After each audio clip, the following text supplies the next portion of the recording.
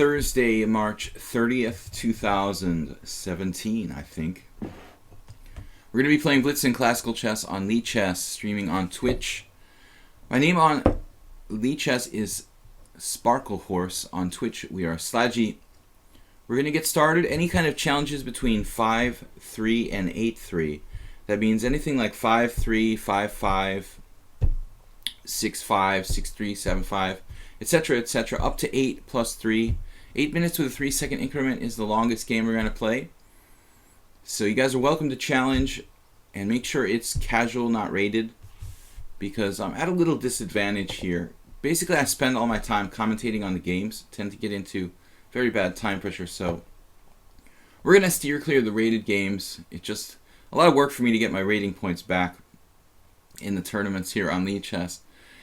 So I'm going to be playing a tournament from April 1st live here in Budapest, first Saturday GM tournament. If it goes down, I haven't heard any word that it's going to be canceled, so I think we're go ahead with that tournament. I'm not sure exactly who's playing.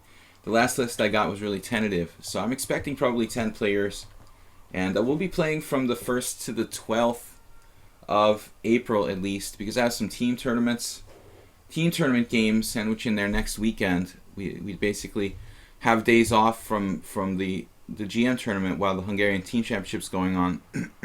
So I'm going to be playing chess live here in Budapest probably 12 days with possibly one rest day. But I want to focus on my tournament games, preparing for my opponents and whatnot. So we're not going to be streaming until about the 13th of April. So today, tomorrow, we're going to stream, and then from Saturday to the 13th of April, or through the 12th of April, we'll probably be down on the stream. Unless I have time to do like a maybe casual stream at some point. If I have a rest day, maybe I'll throw a stream up. We will see. So we're ready to start here. It's Blitz and Classical Chess. World Loser is first, 8 plus 3. Welcome, everyone. Arsenal fan Richie, World Loser. Freya Chess Queen, auto hosting. Thank you guys for hosting the stream, those of you who do it. World Loser yesterday hung tough and got a win on time. Got to get that in there. We're going to try to do a little better on the clock today.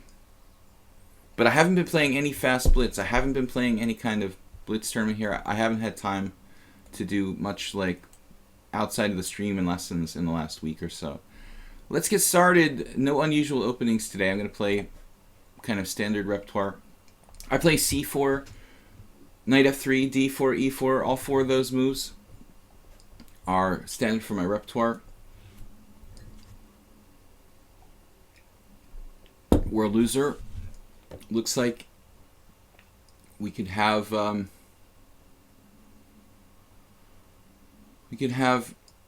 an English defense or Queen's Indian? No Queen's Indian. After knight c3, it's one of these weird openings. I don't know what it's called, this opening, basically. I don't know. Do you guys know what the name of this is? It's not the Queen's Indian. It's not the English defense. It's a weird line. I mean, I guess I could play d5, come to think of it.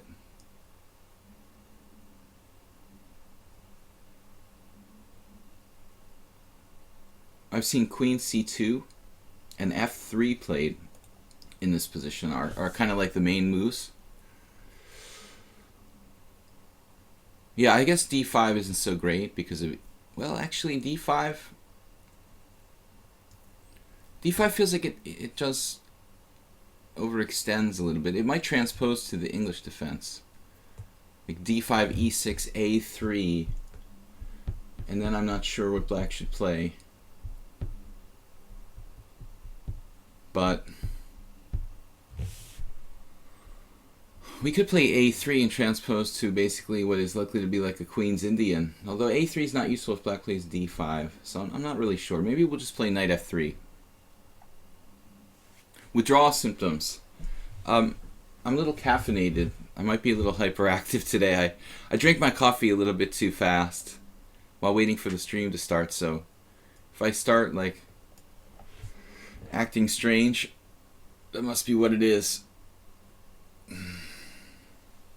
Speaking of withdrawal symptoms, Okay, I don't know what I'm doing in that, you know, and maybe World Loser knows something. So I just decided to transpose to a normal Petrosian variation of the Queen's Indian. Your everyday Queen's Indian Petrosian line. Now White has a lot of moves, actually. We'll take a page out of John Fedorovich's book, if I can. Black can take back either with the knight or the pawn in this position. If e takes, I was going to play g3 and bishop h3, which is an idea that Fedorovich has used against me, but this is different. Okay, knight takes d5 is... It's actually the safer way for black to play.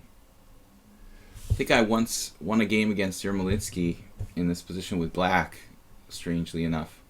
Maybe my bishop was on e7.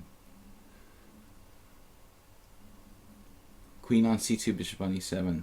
I don't remember how that went down. Yeah, it wasn't the same position. This is a main line, though. So queen c2, bishop d2, these are moves. I think White should just play quietly here. Yeah, I know, I understand, Arsenal fan. You just meant to withdraw for me not doing the stream. I understand completely. I'm going to be having withdrawal symptoms too. Black is very solid here. It looks similar to maybe like c3 Sicilian in some lines.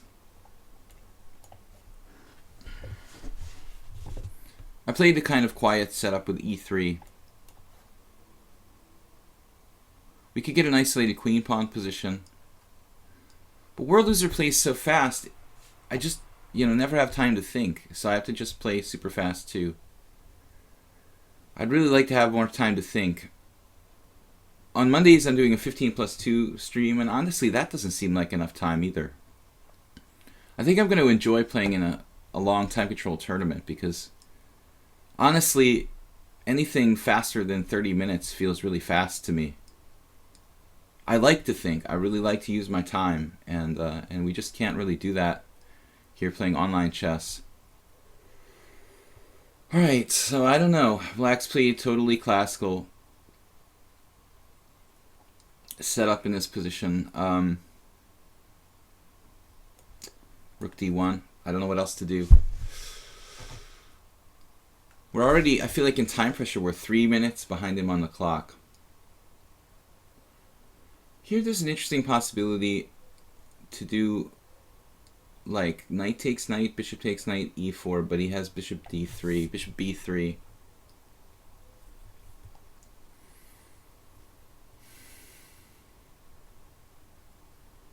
I guess I shouldn't think too long here. This is sort of standard. Difficult to raise your game against other masters after doing simuls and streams. No, because it's not a question of raising lower my game. I play the same game against everybody.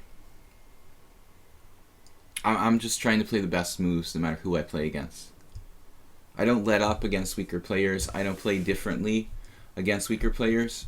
I do play differently against different individual players, like trying to take advantage of their weaknesses and strengths. But I don't lower my game. I think, you know, you should really play your absolute best and take everyone super seriously no matter who they are. This rook on d1 is not really optimally placed here.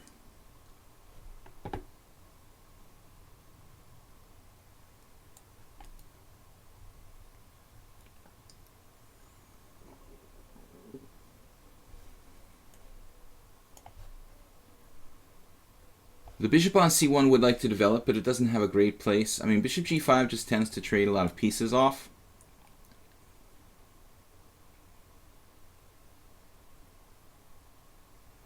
The only move I'm not certain about his last move, he has other options there. Play something like rook c8. Some players might like to keep the knight on d7, controlling e5, not letting me establish a knight there. So it's sort of debatable. I think, you know, his decision to play knight f6 and now taking on c3. The hanging pawns give me a little bit of, actually give me a little bit of dynamic possibilities. C4 drops a pawn. So it looks like I have to play bishop d2 here. But that's alright. It's similar to, as I said, the c3 Sicilian. He's playing flawlessly, like. Whew. I don't know, World Loser, if you keep playing like this, you know, you're going to turn into me.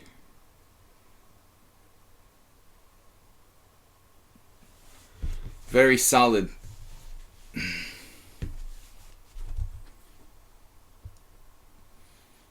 But I think that World Loser is a fundamentally correct player. You know, just because he plays fast doesn't mean he's coffee house style. Sometimes I have that. I think I have that misconception. You know, that players who play fast are necessarily like cheap players or sleazy sort of tacticians. But the fact that World Loser plays fast doesn't necessarily mean he's a cheap player. You know, he's actually playing in a really, really solid positional style. Honestly, I played 25 games with him, and I still don't feel like I know him very well. I mean, it takes a lot of chess games with an opponent. I think a lot, like hundreds, with an individual opponent, to really feel like you know, really know them stylistically. I played 25 games with World Loser, and honestly, I really don't know him that well, you know, as a chess player. I think it takes many, many games. Blue Crow, welcome to the stream. Thanks for moderating. Of course, black seems fine. I didn't try to punish his opening. I mean, if we go back to the opening, guys, once I saw Van Velde lose with white in this setup, he played f3 or queen c2. f3 and queen c2. Striving for e4. I wasn't sure about d5. It looks a little overextending. And then I also played a very quiet continuation. I mean, I don't know what I really have there, but after d5, there are many, many lines. I played c takes d. I often play bishop g5. It's more like a queen's gambit kind of thing. That's really what I should have played, you know, come to think of it. I was talking about Fedorovich, and, you know, that's what John plays. It fits in with my style because I play the queen's gambit with white with bishop g5. Okay, rook d8. Just rook on d1. You know, it would actually be better on e1 in this kind of position. I'm wondering about repositioning it or maybe playing a4, a5 here. Another move that might be useful is for me is king h1. Maybe getting the king out of the diagonal where queen takes d4 could be like check. But I think that rook e1 might be a good move. There's also bishop e1 maneuvers. I've got to watch the base of my pawn chain at c3 though. Okay, a4. We might trade off this weak pawn at some point. Basically it's a kind of minority attack. Rook e1 also would set up, that would be another idea, that would set up possible knight takes f7s. If his queen leaves, d5. You know, that's what I'm talking about. Anyway, I didn't like the d1 rook. It was a pretty badly placed piece. I mean, supporting d4, but I don't really need it anymore. You know, it's fine in an IQP position, but here I don't really need it since I've got the hanging pawns in this position. Now a5.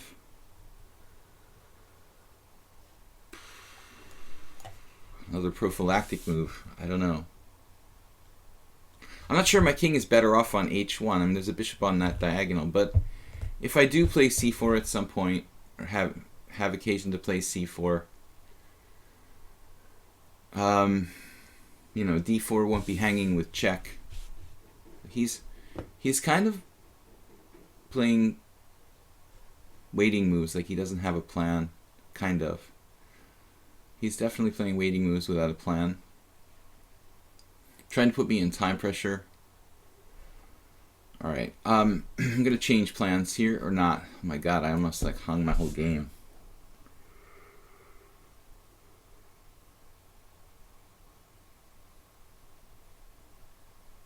I mean, f4 would be something to consider.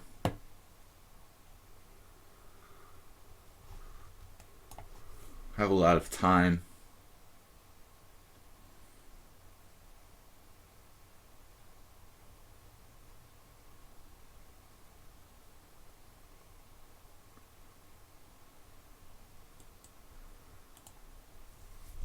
Bishop c4 drops. No, it doesn't drop anything, but he has queen d6.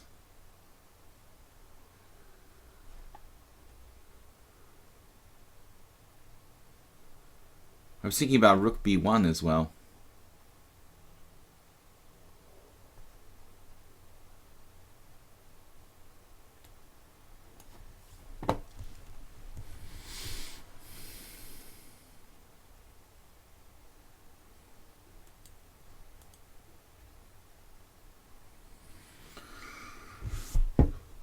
I could have played bishop c4, queen d6, rook takes a5. I wasn't sure about knight d5 there.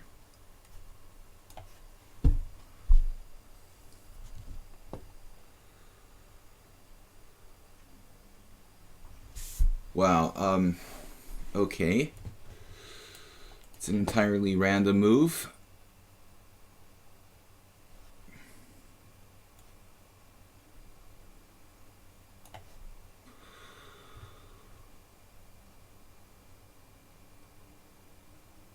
Where did that come from, this move?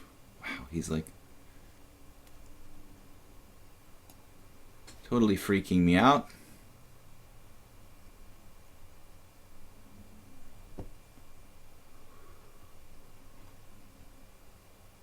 Hanging on to his pawn. That's the priority here, apparently. Damn, we should have some attacking chances.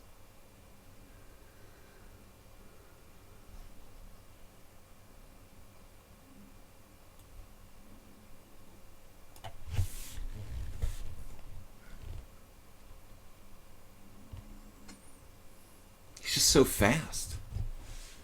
I mean, I have no time to think.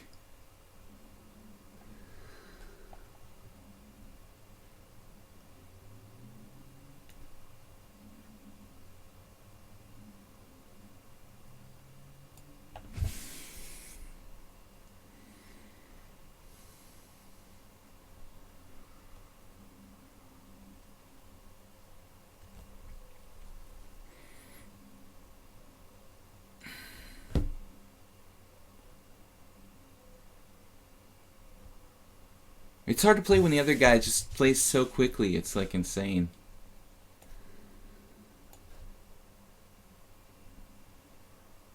Isn't this really, really close to mate?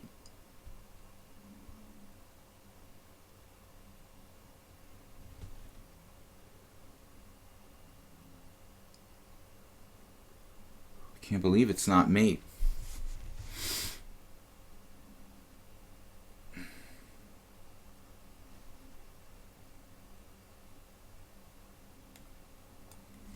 It's ridiculous that it's not mate here.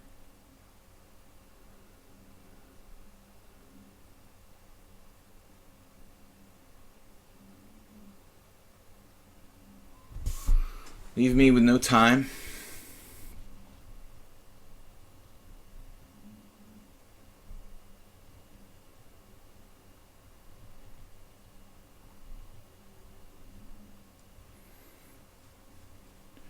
How can I checkmate him there? I mean, with a rook on b5, both bishops, it's unbelievable that there's no checkmate. Rook g5 didn't work. Didn't do anything, actually. Wait a minute now. Yeah, he was getting away on h7 if I played bishop queen f7 check. So he gets away there no matter what. Oh, it is mate. Sorry, I didn't mean to like torture you. I actually didn't think it was mate. I swear to God. I thought you could interpose a knight on e4. I'm sitting here thinking like, oh yeah, bishop e4, bishop takes e4, knight takes e4, queen takes e4. This is actually the variation I was analyzing. So it's mate. All right, it is mate. Well, that's good. I was worried. I had 17 seconds to be like up a pawn and an ending or something.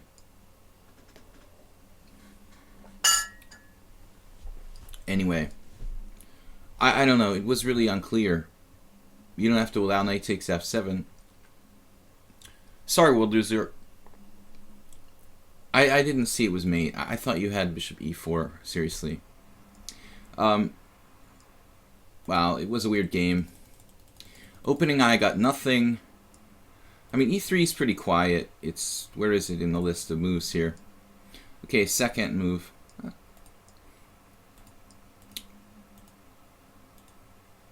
This looks like no advantage. Black has a huge score.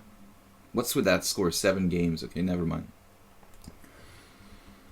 Nobody's played queen e2 in this position. Everyone played e4. Why would you play e3 and then e4? It doesn't even make a lot of sense to me. I mean, no wonder they have a bad score. I don't know. What's wrong with this?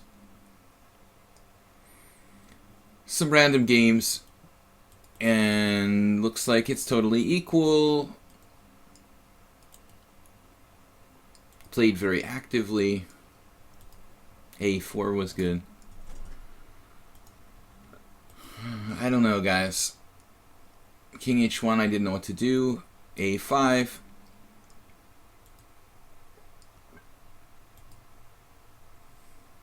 Now we're very active. Queen a2. Apparently I missed something here. Bishop b1. But bishop b1. Ah. So the point is to play bishop b1, and then he moves his queen. Then I can play knight takes f7. So I missed this. This is very strong. Alright. Anyway, World Loser focusing too much on playing fast. Troll on a roll. It's chess 960. Privyet. Okay, interesting starting position. I don't recognize this one. The knights look okay. The bishops, everything looks okay. We can castle either side. Queen on the diagonal is always interesting. Let's play a symmetrical English. I am willing to play like 1 or 2 chess 960 guys if you want. I keep thinking this is like a normal chess 960. It's obviously not. That's the ambulance coming to take Troll's body away after the game. You can hear it in the background. No, he's been pretty tough lately. Actually, last game I won on time in a pawn down position. So I'm not sure who the ambulance is coming for here, to be perfectly honest. We'll just keep playing symmetrically. f7, the weak point is guarded by the bishop on e8. Everybody's faster than me. I hate being faster, being slower than everybody else. I don't know how you guys are so darn fast. Brains just work faster, I guess. Better to be slow than bad, though. Knight f6.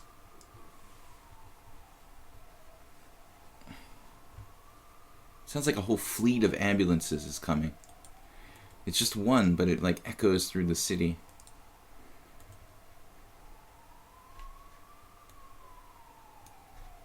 So it basically is, you can hear them from like miles away. There's a strange position with the queens on a8. I can't stand that. How do I get that guy in the game? b6.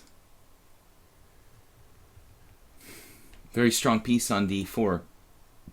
And it's difficult to challenge it. Bishop e5. If bishop e5, he just goes back to f3, for example. This is my king on d8. I have to get used to that fact as well. Now let's try something interesting. We'll challenge your powerful knight, sir. And we'll create a little bit of imbalance in the position in so doing. Your only developed piece, by the way. Well, this is developed. These are actually kind of developed from the original squares. Notice how Troll opening up his own king on the d file. That is his king. It's hard to get used to that.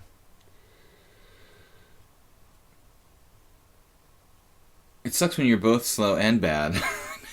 That's the worst, man. Yep. Chess at the Senior Center. I'm slower than I'm usually. I've played less and less blitz lately, like fast blitz. If I had a month of online like blitz training, I could get some speed back, but I'm dreadfully slow. But it might be good because we are starting a slow tournament on Saturday. I mean, it's actually, even that feels fast to me. I'm used to playing tournaments. You know, I miss the days when it was like 40 moves in 2 hours instead of 40 moves in 90 minutes. And that extra half an hour kind of hurts. You know, you could walk around, like check out the other games in the tournament hall, go and smoke a cigarette. I don't smoke now, but I did. And you could relax, just kind of hang out. Of course, nowadays everyone's worried about people like going off to like, you know, cheat on their mobile phones, so it's not really good to have people walking around the tournament hall. I miss the old days. There were no computers, and you could just kind of wander around for half an hour and not worry about like not having enough time to play the game.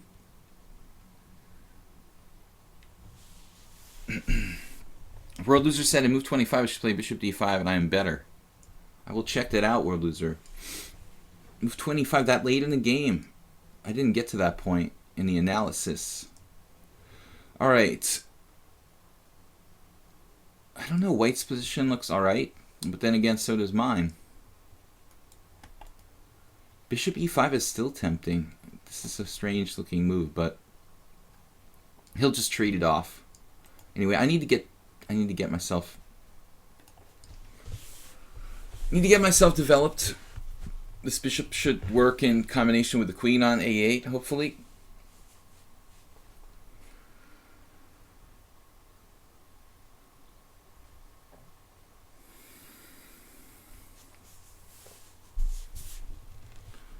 Well, at least we created some imbalance, and there's some openness to this position, which is very rare for Chess 960. It is cool that we got an open line at an early stage, because usually it's just this like totally locked position. Flucro says it's 90 minutes now, but with 30-second increment per move, so 90 minutes is 110 minutes. It's not far from the 2-hour mark.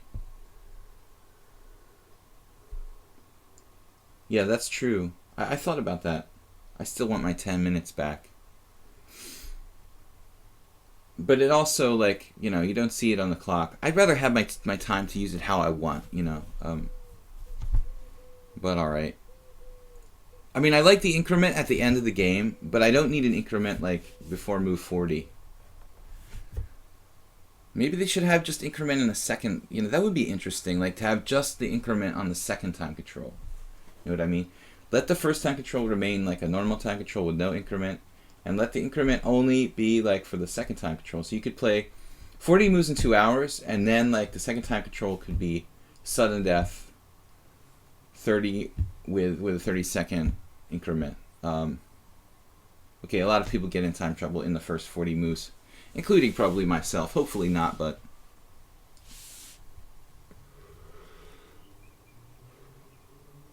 I haven't been in like vicious time control too many games, except for once.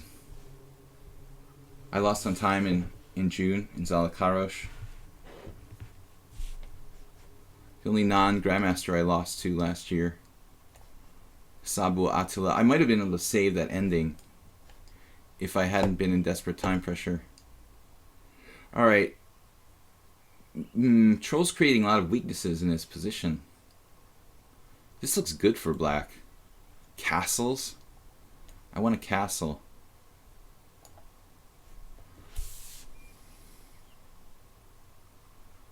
I'm loving this position. I like this pawn structure, actually. This is a solid pawn structure. I like this. One island. You don't see that very often. The classical of the stream. El Clasico. Constant change. Let's see what the challenges are. We've got Arsenal fan Richie, Timor, Ayeste, Nomks, and Hagar Dike. Constant Change came late yesterday.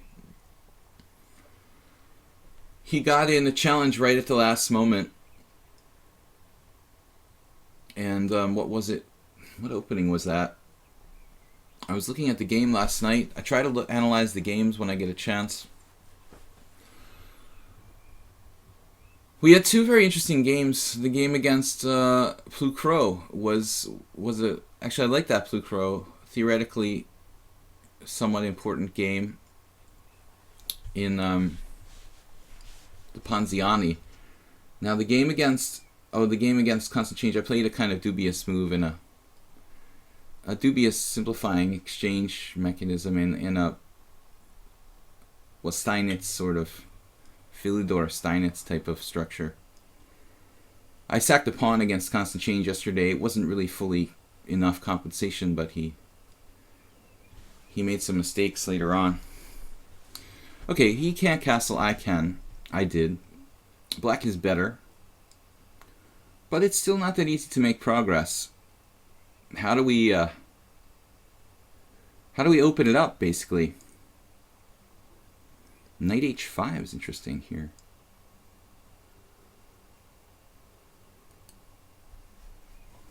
Very interesting. A knight h5.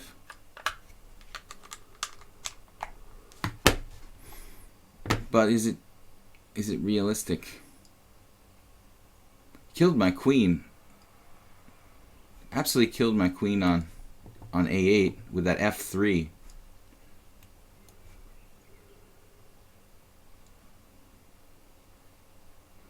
Troll is one of the few players who seems to be pretty comfortable with the increment on my stream.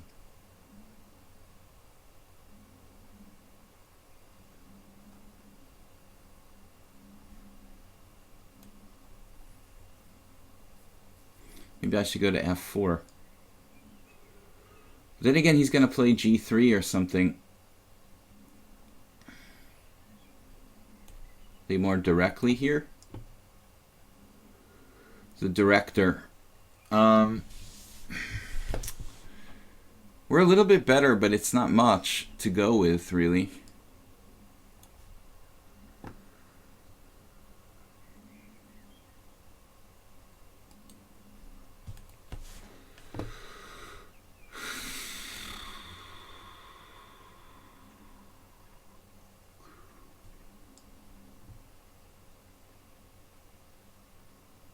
Oh no.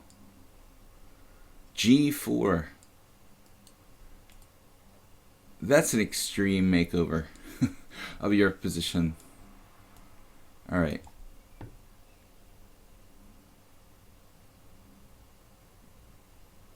Troll just loses on time.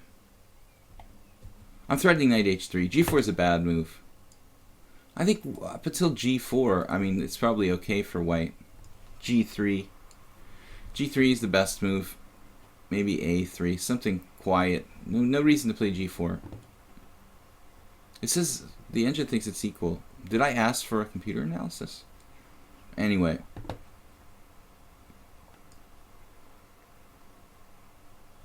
It's funny here. This G4 was bad. A3, F5. Wow, B4, sacking a pawn.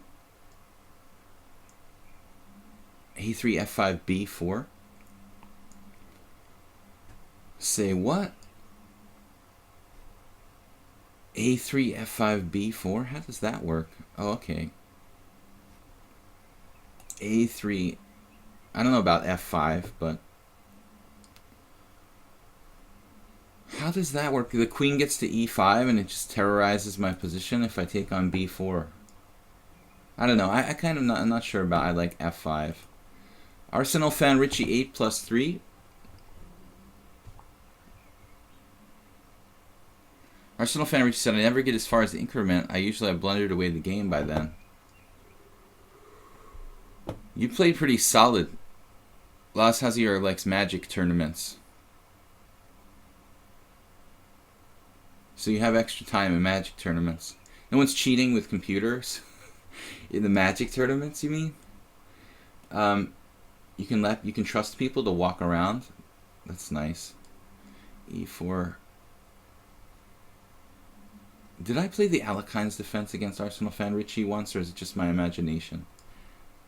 The last time we had a King's Gambit, brought back bad memories. I played the King's Gambit really badly. Let's try again. I don't know if he's gonna play King's Gambit, but I mean the only way to do it is if you fall off the horse, you get back on, right? Last time I got a bad game in the King's Gambit. We're gonna try it again. I don't really have a repertoire against the King's Gambit, to be honest. I don't play e5 that often, and I don't really expect to face the King's Gambit very often. So I tend to just make something up on a game-by-game basis, but it's really either d5 or pawn takes pawn here. Pawn takes pawn.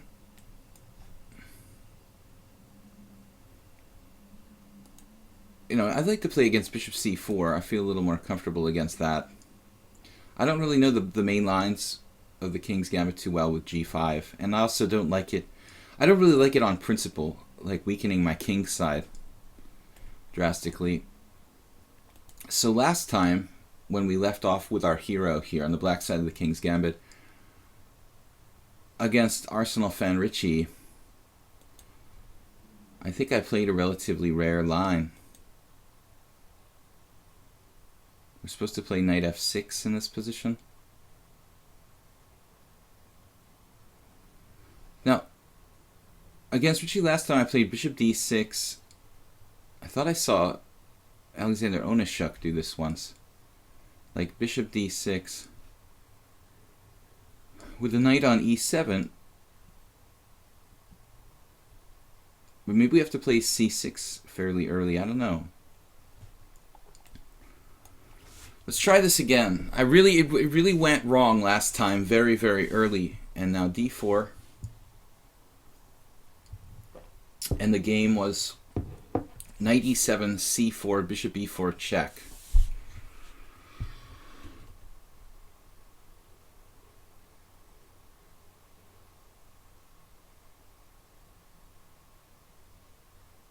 But bishop e4 check was a really bad move. I think that's where I went wrong. This is not really a very common variation in the first place, but I'm not supposed to do this. And then I left my bishop hanging on b4. He could have won a piece. This was, I think, on the Simul on Sunday. So now we have to move the knight either to f5 or g6. Unless black wants to sack a piece.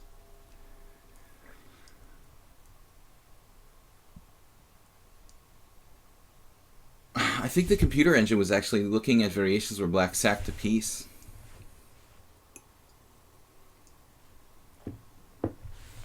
Bishop e4 check, knight c3.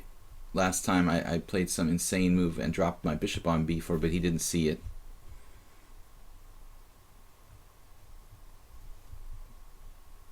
Knight f6 is the main move. But it's not like... According to the chess engine, there was nothing wrong with bishop d6, and there's some games with this too.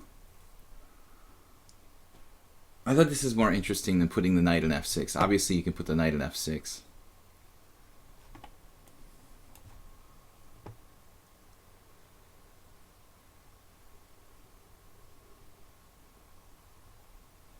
It's a little more hyper-modern.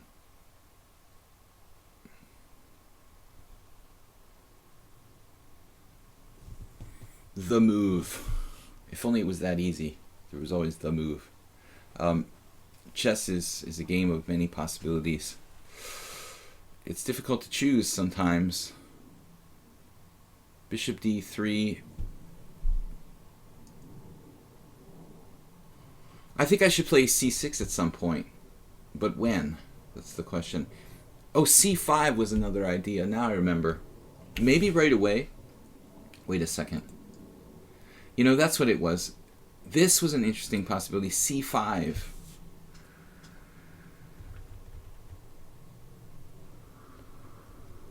Although here I don't see how I can get away with it. I mean, c5 takes, bishop takes f4. That looks a little too extreme. How about now? c5 takes, bishop takes c5. That's interesting.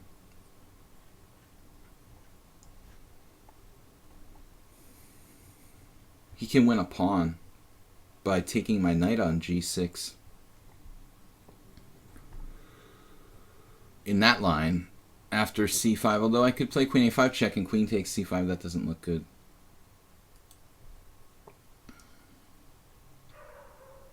I'm just not sure here. I can allow c5 and retreat the bishop back to e7 all the time, of course. Richie seems like a very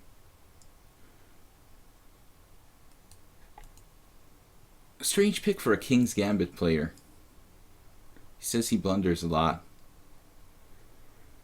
I wouldn't trust myself to play the King's Gambit if I wasn't confident tactically.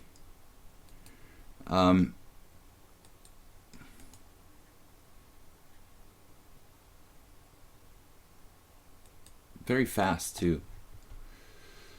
Oh, man, I don't have any confidence in my position. c5 takes, bishop takes, pawn takes.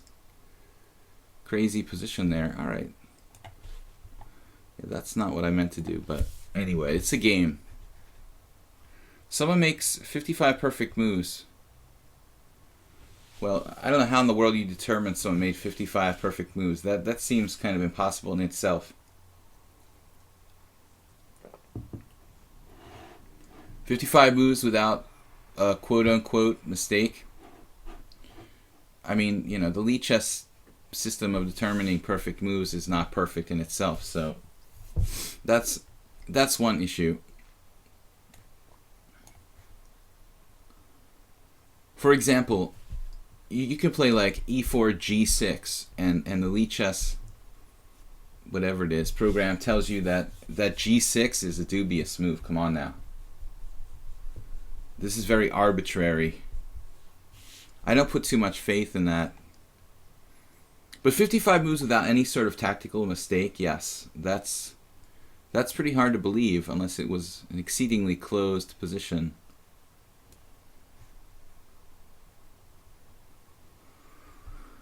Alright, we're just gonna play the position based on general factors here. 3, 4, 5. I'm 7 pawns against 7 pawns. This pawn's a little bit exposed, obviously. White's center looks pretty ominous. You know, I think that a lot of players probably wouldn't want to play my game based on the fact that White has such a strong looking center. Did I lose the game to them just being good? Well, Cliff, it's really difficult to say. Even if I saw the game, it's not that easy. It's easy to be paranoid that everyone's cheating too. It depends on the nature of the position. I mean, if it's like a super closed position, it's possible that someone would go 55 moves without any sort of tactical errors, combinational mistakes. Not likely, but possible. But in an open, if this position has an openness, you know, to it, it's really unlikely. Now b4. Arsenal fan Richie, how are you so fast, dude? Everybody's fast. It makes me crazy. How come everyone is so darn fast?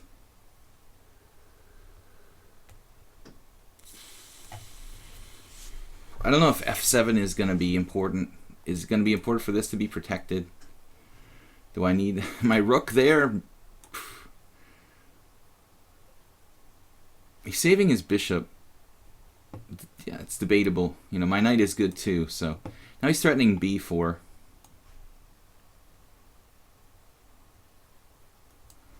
I need to secure the knight on c5.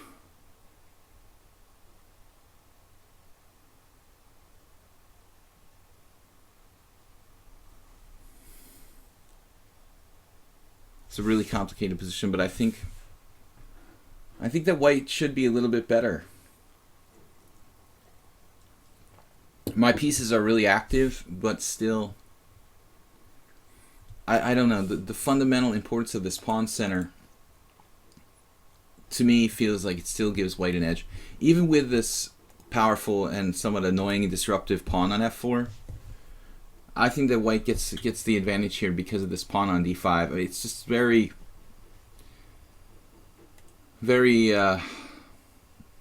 powerful, controlling the center, making it hard for me to coordinate the two flanks of my position together. It's a passed pawn, knight d4. This is exclamation point move.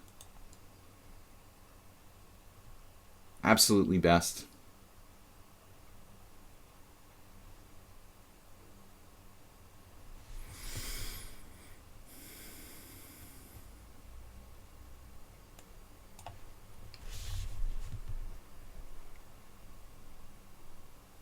But the impressive thing about Arsenal fan Richie is how fast he's capable of playing too. Nobody uses any time. I mean, I guess I'm just exorbitantly slow, but 1700 and I feel like I'm getting outplayed. I have to really, you know, you guys think I'm using too much time, but I really have to be very careful. He's playing extremely precisely. Like one mistake, my position can fall apart. The f-pawn just falls. You know, he's actually just winning here. Winning a pawn. If I hadn't moved rook e8, I'd still be holding my pawn now.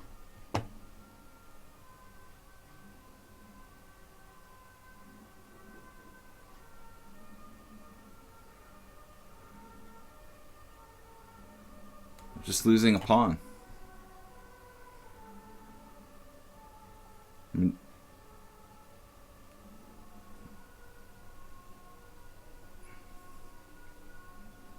I don't have enough compensation.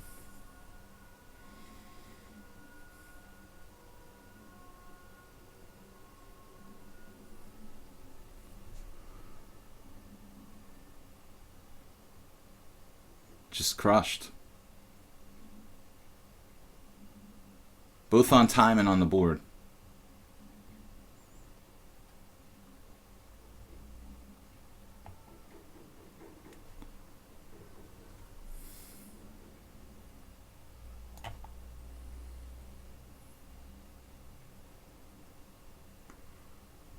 Four minutes to 1.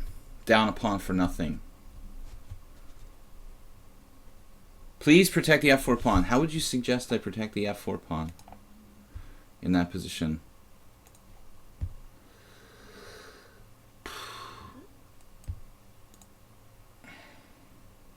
Still my move again?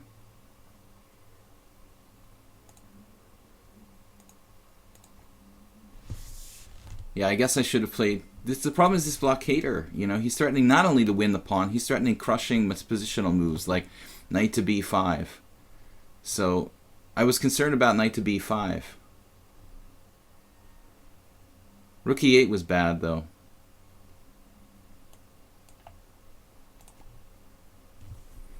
Now queen f3. We have a tactic here. It looks like. Still probably not good enough though. Oh man, you're kidding me.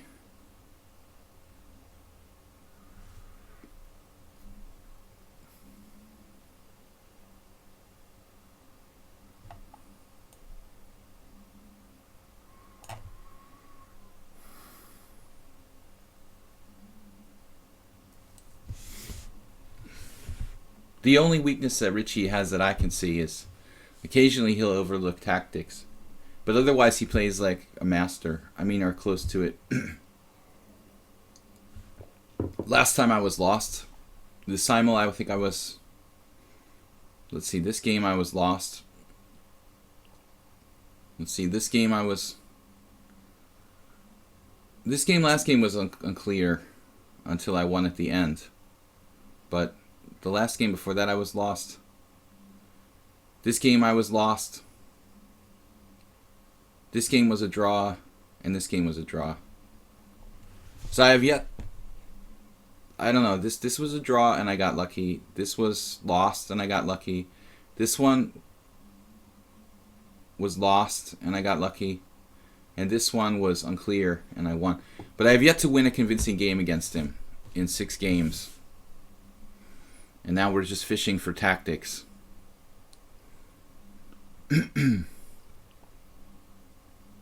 Now his rook is almost trapped because of the move.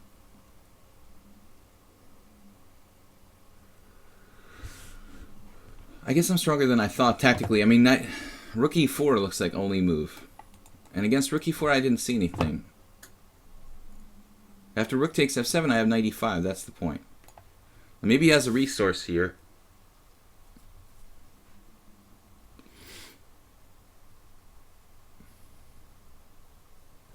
Strategically, he's very, very strong. He may have a resource here as well.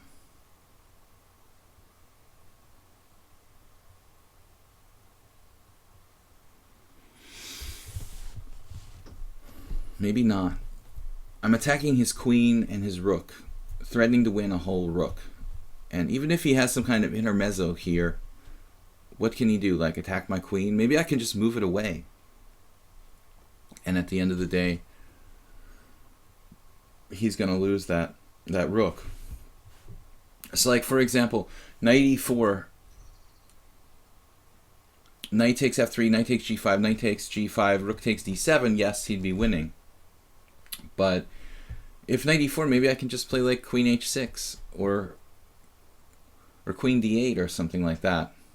And what's he going to do? So it's very fortunate. I mean, if he played another move other than queen f3, let's say for example queen f1, I'm about to lose on time. Knight e6.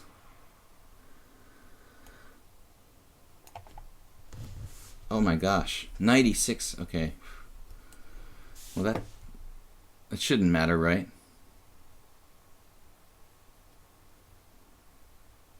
But I'm sure I was just lost again. Like for the 5th time against him, I've been lost. King's Gambit is good. Few people simply don't understand that the time is to be used. Right, you can't take it to the grave with you, Egyptian style, you know. It's no prize for having more time at the end of the game. That's what I try to tell people, Raising 10, but they don't understand. But, you know, there's two kinds of these guys who play too fast. There's the kind of guys who are just concretely trying to win on time. But there's also the kind of people that are afraid to get in time pressure. You know, this is something that I came to realize recently. Sometimes it's not like a macho thing where they're trying to flag you. It's like a defensive avoidance of time pressure. So Arsenal fan Richie just blundered. You know, his queen's hanging. Taking on f7 is not really a good option for me there. But I mean, again, I was lost. Just like a clear pawn down with no compensation. This variation is a catastrophe.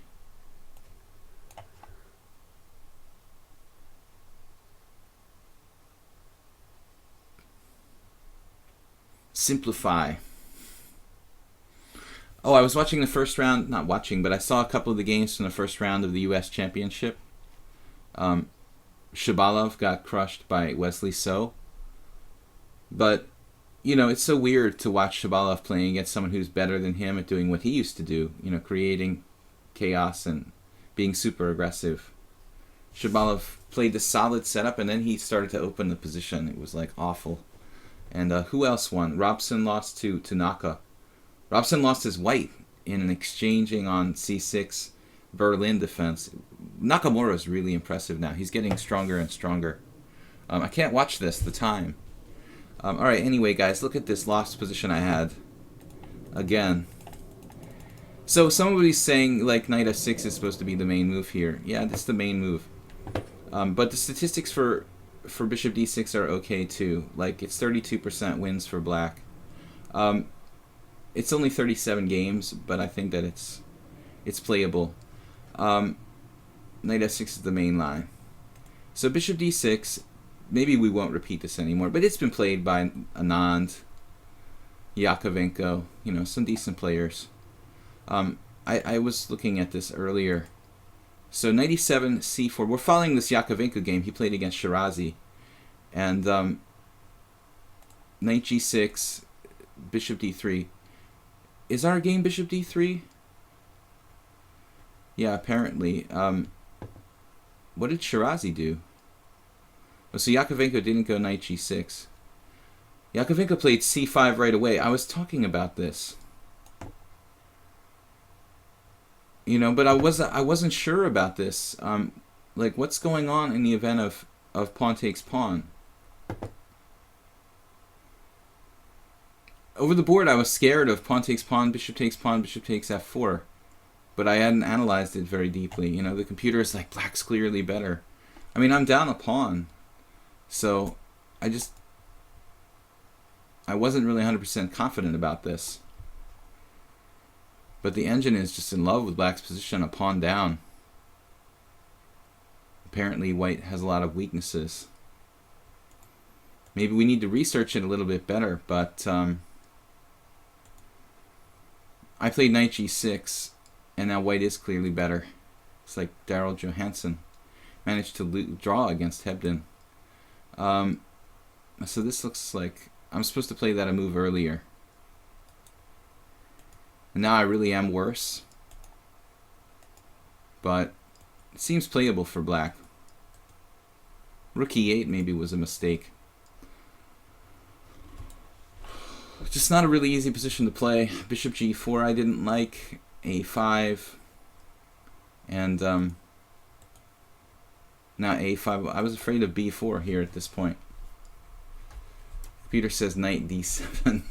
That's pretty lame. I just put my knight on c5. I'm going to bring it back to d7. a5, knight d4.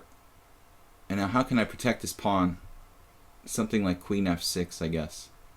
So I just gave the pawn, which is bad. And now he's virtually winning here. Just a clear pawn up for absolutely nothing. Maybe I should have played f5 as the engine suggests here. But I played queen g5. And I suggested this move, thank you. Queen f1. Queen f1, this was an easy way for white to maintain that extra pawn in a safe way. Instead he played queen f3, which sort of traps his own rook on f4.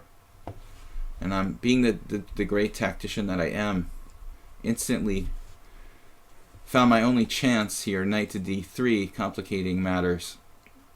But Richie didn't see rook e4. This is his only move. And I get my pawn on b2 and get my pawn back with knight takes b2 apparently. Now, white still seems like he's in better control of the center. And I would say white still stands better. But it's far from clear after rook e4. So here he freaked out with rook takes f7, losing immediately. Rook e4 and white's still better. Knight takes b2. But I mean, my knight's out of play. It looks a little bit sketchy for black. In fact, like almost getting my knight trapped. Alright guys, let's move on. Interesting opening, but I have to play the c5 a la Yakovenko. Great player, by the way. The stream is going to be going for another hour and a half.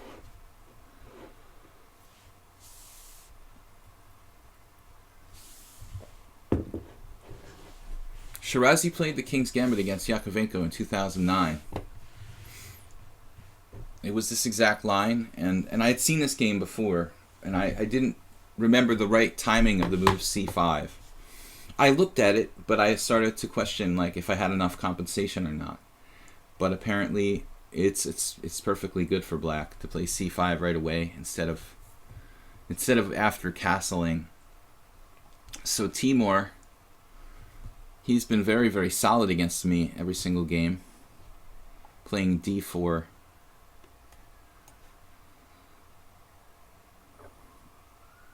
Here comes another ambulance. Bishop f4. It's just really irritating to play against this opening. I don't think I'm going to face this too much in the GM tournament I'm playing in, but it's possible, actually. e3. It's like I don't want to even open the window. There's so many ambulances. e3. Queen b6 I talked about. And it leads to tricks with knight c3 and knight a3. I don't know anything about Timur. I don't know if he's talked in the stream here. Looks like a relatively new account with just 200 games. Sometimes people have like more than one account. I don't remember any other Croatians in the stream though. So here, played the early c5 though.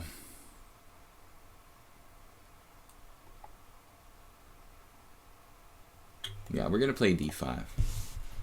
This is the most solid. Another body to pick up. c3, that's very quiet. White can play knight c3 there, I guess. Transferring to some kind of Veresov type of thing. It's actually...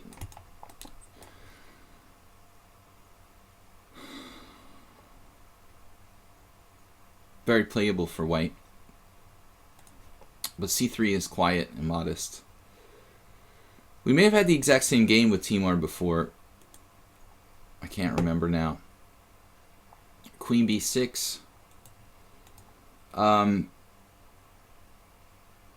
Sometimes I tend to exchange on d4 too early. I think I did that in the last game. Exchanging on d4 too early.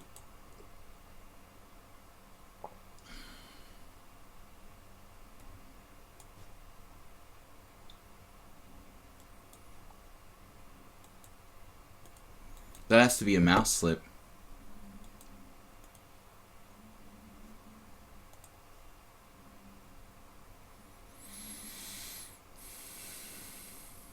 I wonder why he wants to play knight d2 rather than knight f3. What's the point of this move order? Not to allow knight h5 or something?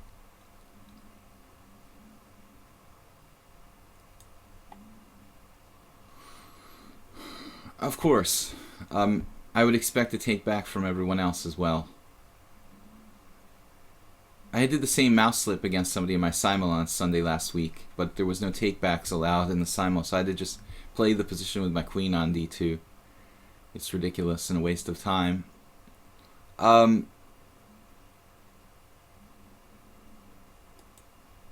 let me just try to focus myself here. Yeah, now you can take on d4 if you want to.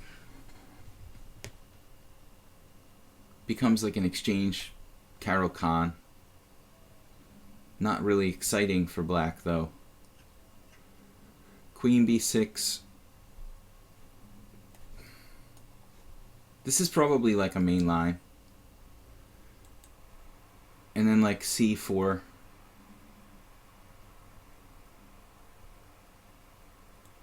c4 takes.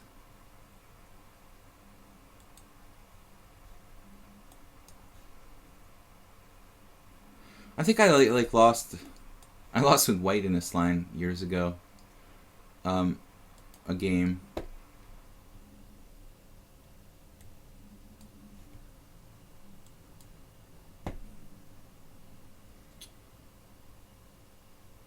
And now bishop f5 to get my bishop outside the pawn chain.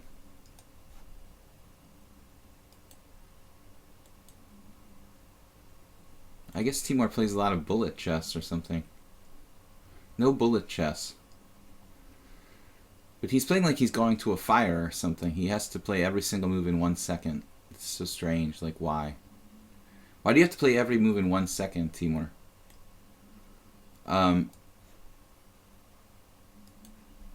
That's what we're just talking about. Like, what's the rush?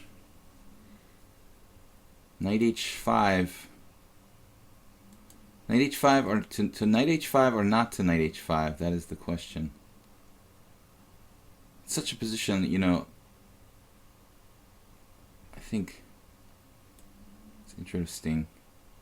My knight is out there hanging though. In the event of what? Where does he go though?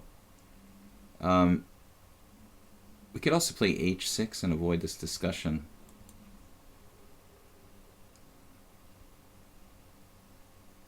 I'm just not sure about knight h5.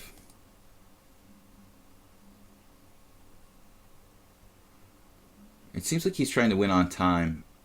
He's not afraid to get in time pressure with 8 minutes on the clock. The afraid to win on time, to get in time pressure guys would use like a minute or something. He's like not using any time. I don't think he's afraid of anything. Knight h5, bishop g5, h6, etc., etc.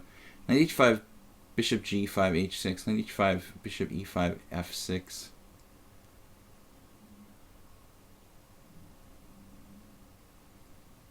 Knight h5, bishop e5. That bothers me a little bit.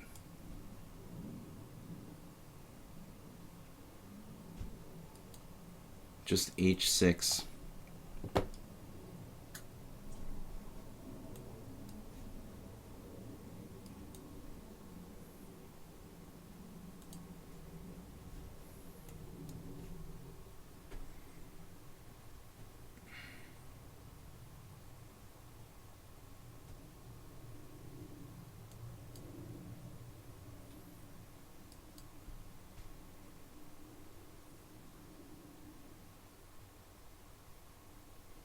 I don't understand. This guy's used no time at all.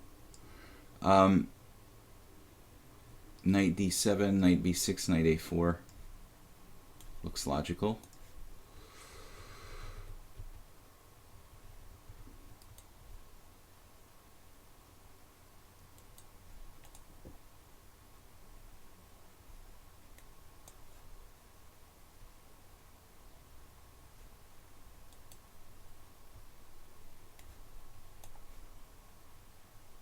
I don't know what he's trying to prove by using 0 time.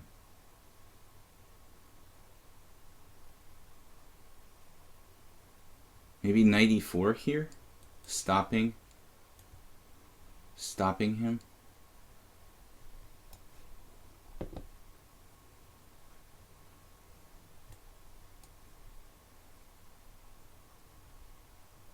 I guess he has somewhere to go, basically. That's why he moves instantaneously. Yeah, I guess he berserked, dude. I mean, he's got to use less than his starting time for the whole game. Seems like suspicious. He actually already made a pre-move mistake. I had to give him a take back because of his earlier pre-move mistake. Knight takes f3. I thought pawn takes f3 was interesting there.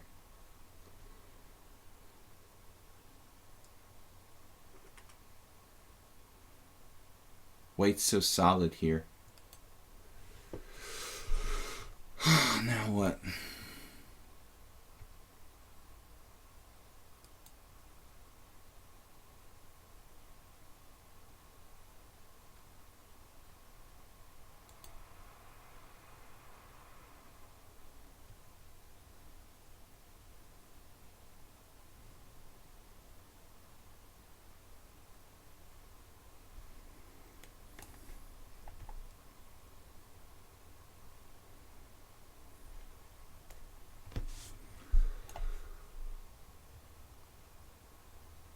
Highly important to play this precisely.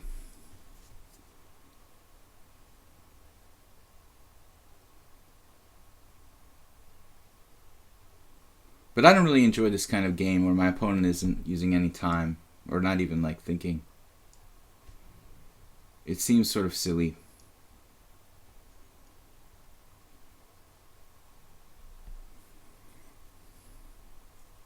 Yeah, he's increased his time. He must be a GM or something. But one of the problems with the London system, you know, they can play, they'll have the same game like for 100,000 times. You know, he probably played the same game 800,000 times. Against 800,000 people already, you know, so you don't have to think.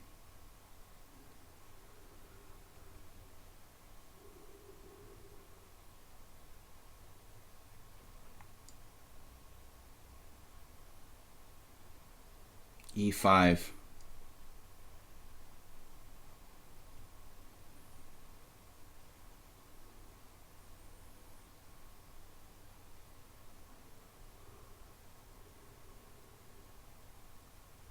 He's suddenly thinking. Strange.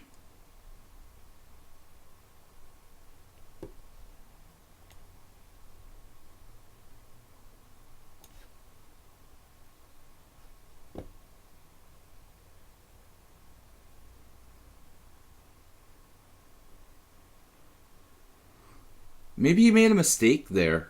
He should take with the bishop on e5.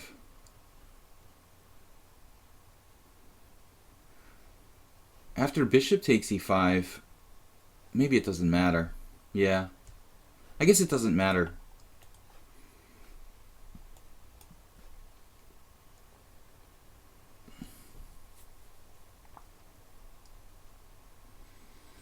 I let her draw with a guy who used no time for the whole game. Oh, he's got this move, but that's crazy. Why would you play knight takes knight to d4? That seems insane. Wow, giving me knight d3. Wow, that's interesting. Really risky move when you could just trade rooks into an equal ending. Maybe it's not, though. Trade rooks, trade knights, that is. Maybe it's worse than I thought for him. This position. I thought this was just equal, but knight takes, rook takes. Is he actually in danger there? Maybe it's worse than I thought for him. I don't know.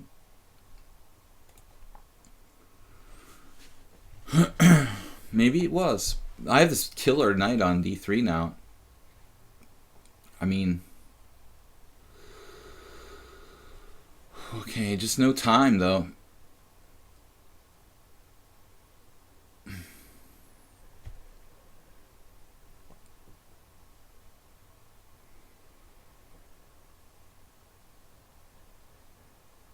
I'm not really sure which way to capture here.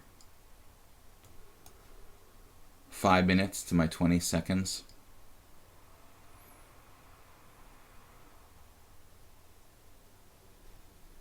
We've got to be very careful.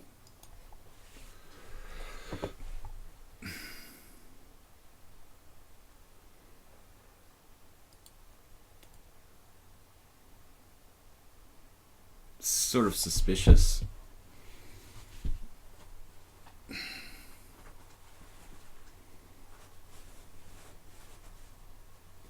It definitely could be a guy who's using an engine. I mean, the time usage is really ridiculous.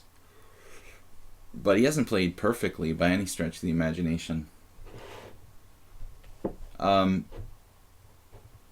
his score against me is really good. He's only lost one game. Knight d4.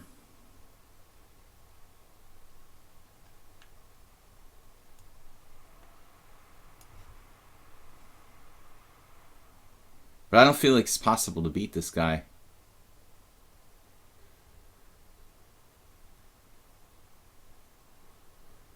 You know what I mean? You're trying to do the impossible. You know what I mean? It's suspicious, kind of. New account, 200 games. Seems to play almost perfectly. I don't know. I'm just saying that it's possible. I'm not accusing him, but we have to be aware that a lot of people are trolling us with computers and stuff. So it's no way to know one way or the other. If this guy is using an engine, how can I possibly know? He's played insanely fast. I'm very slow. He resigned. All right. Analysis board.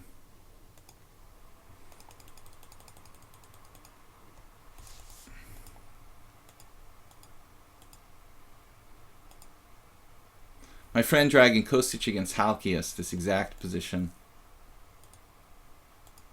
He's following the exact moves from that game. Wow. This is the exact game. Kostic Halkias. Except Halkias played knight d7 going for knight b6, it looks like. And bishop d1 was played like instantly.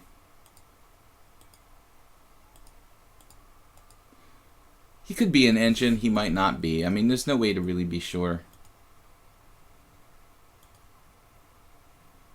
I thought the g takes f3 was interesting here. Someone suggested g5.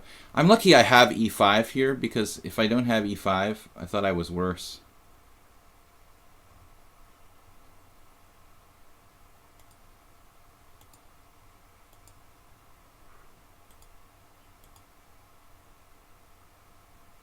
Now, knight d4 is not an engine move. But it was a scary move for me to face, like, with no time. Apparently I could play f4. He's never worse, though.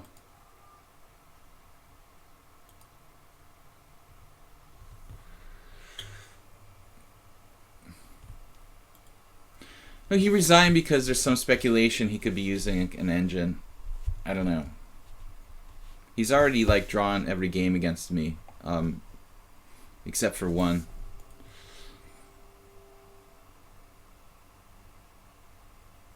But it's unclear. There's no way to prove if the guy was using an engine or not, you know. But if he plays 100 games like that without ever making a mistake at that speed, it would be likely that he was. I certainly can't report him for being a computer. All right, Ayeste. He's watching the stream. Probably most people are watching the stream. I resign. Okay, yeah, we're being an ass, dude. We're being realistic that people can cheat with computers. That's the real world.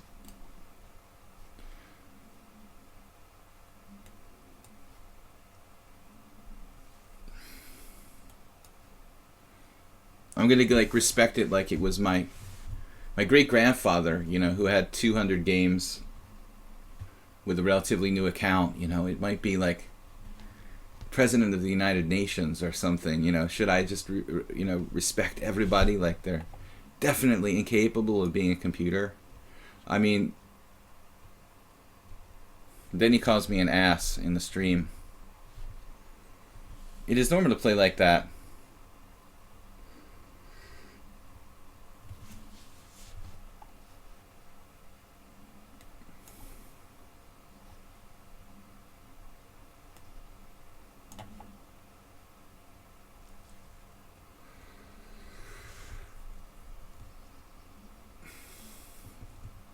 The guy's played like perfectly against me every game. We can at least speculate that he could be a computer. I don't think there's anything to be angry about. You know, that's reality you're talking about. I didn't report him. I don't have enough evidence, you know. Nobody's being an ass. The fact that he's angry is actually very suspicious.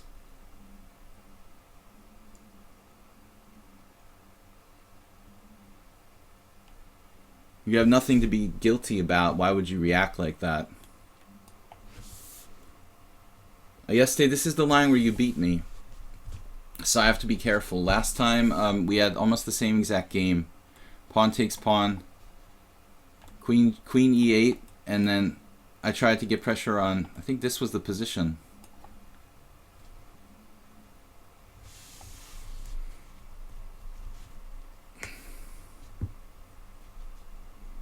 Anyway, he has no bullet games in his account, but he's like playing using less than 20 seconds for the whole game like a master.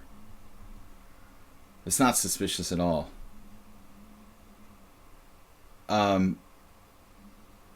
We should just take that in stride like it's completely normal. Happens every day.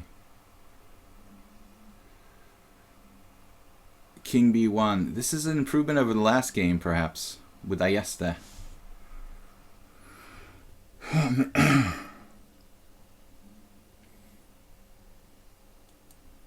Anyway, it doesn't bother me. I don't care. You know, people, if you can't even like mention the possibility that he could be a computer without someone freaking out, then forget them anyway.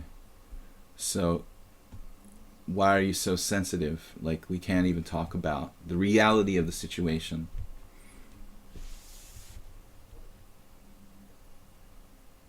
If you were using an engine, you wouldn't be able to draw. Yeah, dude. I mean, he would also get his account banned. So why would he do that? You know, like overtly crush me every game because he wants to get his account banned? Or do you understand? The secret is to do it without getting caught. You know, that's the point. Anybody can just blow me away every single move. I mean, but then they would get banned. So what would the point be? To keep making more accounts? I don't know. There's no way to know if he's a computer or not, basically, but the reaction is a little bit weird. He has no reputation. He never ever spoke in the stream. He doesn't have a identity to protect or something. It's a totally anonymous guy. who's played 5 games and plays suspiciously fast, and we can't speculate that he could be using a computer without him freaking out. You know, that's like, are we damaging his anonymous reputation or what exactly? His account where he's invested 200 games here on lichess is really, you know, in danger of being like violated or something. It's pretty strange. Anyway,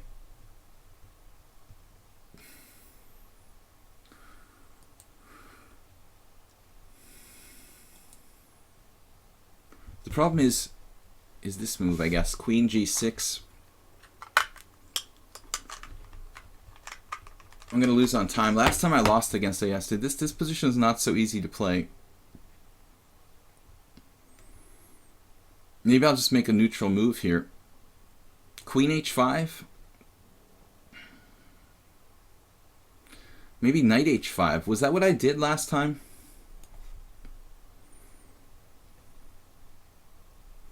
I'm like getting, you know, FIDE masters are getting banned for cheating. And this guy's acting like, oh, how dare we accuse him? This random account of being a computer. That's pretty weird, isn't it?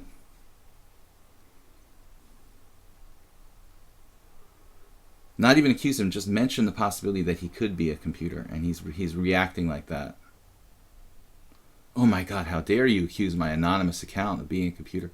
How dare you even consider the possibility that my anonymous account could be using an engine? What an ass you are. They refunded your rating. An attack on my integrity. Rook d3. This looks... What's going on around here? Queen f7? Oh no. Queen f7. We've got no time. Ayeste. This is like the game that never happened. That could have been. The other time.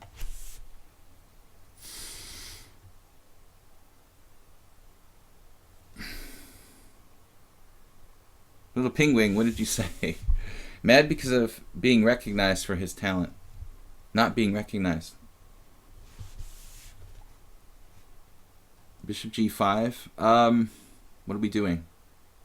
Running out of time here? Oh, man, I don't know. Ayeste putting me in time pressure now.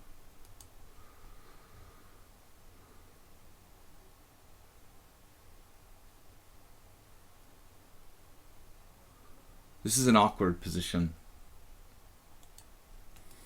But how can I recognize an anonymous person, you know, for their talent?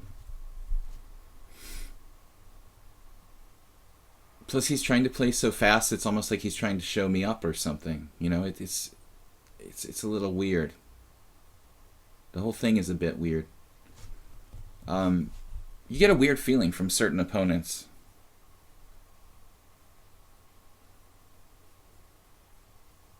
Knight takes pawn. Trying to make a joke, I was saying everyone is at least 5% as... No, but I mean, when people are like ultra sensitive, it's usually a sign of something going on there.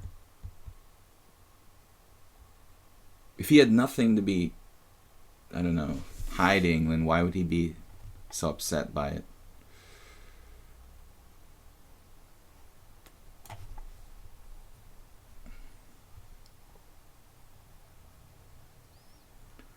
All right. Actually, I'm not really sure what's going on here. My backwardness along the file is, this is always an issue. But I mean, if you're playing bullet games with me, chances are you don't understand the point of the stream anyway. So, whatever. I mean, just doesn't have a lot of sense. All right, I'm going to make a draw here. I might be slightly better, but...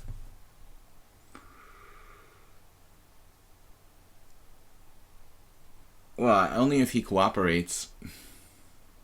I'll repeat moves. Cancel. I don't know. I don't feel comfortable with my position. Apparently, he missed h3.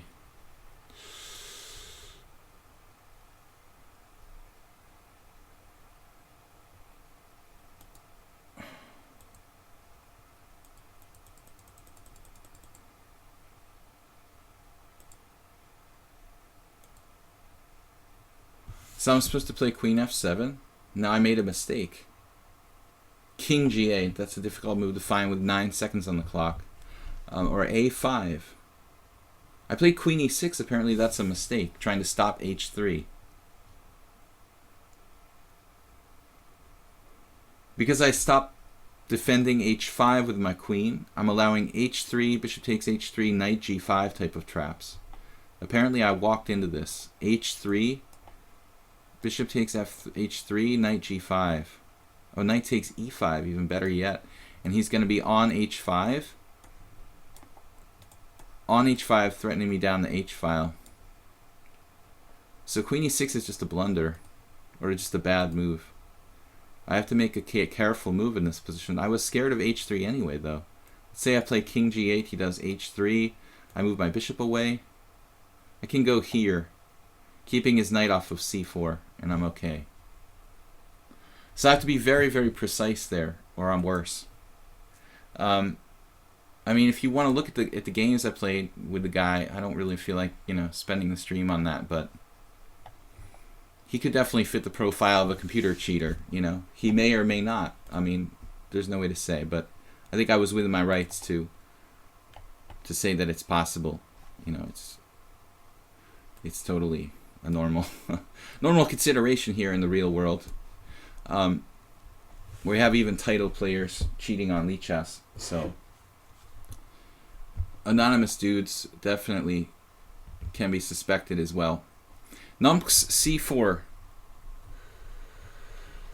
The computers just feel different even if the cheater makes sure to make deliberate mistakes. The other day I had a game where I felt like it was a suspicious game, and I think my opponent just didn't make the winning move because it was like too obvious. It would be too obvious. You know, he was using an engine. I mean, that's the thing. The people that cheat, they have to be careful not being too obvious about it, you know. And there are different motivations. Some of them just, I noticed like there's these accounts that they don't cheat in most of their games, but when they play against like streamer or they play in a special tournament or something like that, then they might cheat if there's a situation where they have some attention or something like that, but normally not, you know. So maybe, you know, maybe not. Rechess says, play on and go talk about something else. Rechess, well, nice of you to join us here in the stream. Never saw you here before. Numx is not here. He's not moving. But I like it when people who've never even taken part in the stream are like telling us what to talk about. It's so strange. Like you're not even part of the community that we've created here, and you're telling us what we should talk about. Like what? Let's start a new game because I don't think that Numx is even here. You know, there's a little bit of a community, so if you want to take part in that, be a bigger part of the community in our stream, then you have more say in what we talk about, probably. I can't get guys who cheat in chess, so I don't like to talk about it. Yeah, but the problem is like, it's like every other bad thing in the world, you know. I think not having an open discourse about it only makes it worse. It's like, you know, I mean, whatever you want to like push it under the rug and not talk about it. That's a really great way of dealing with things, you know. This only makes it worse. I think having open forum discussion about it is absolutely the best. Now, we shouldn't talk about it constantly, and I understand that. But on the other hand, we can't push it away. So there has to be a kind of happy medium. Being in denial that it exists, this is not a good way of dealing with any kind of the problems that the world faces, you know. We'll just pretend that computer cheaters don't exist. You know, push it away. That's not good. Bishop e2. We're going to just play classical King's Indian or Benoni here, if we get a chance.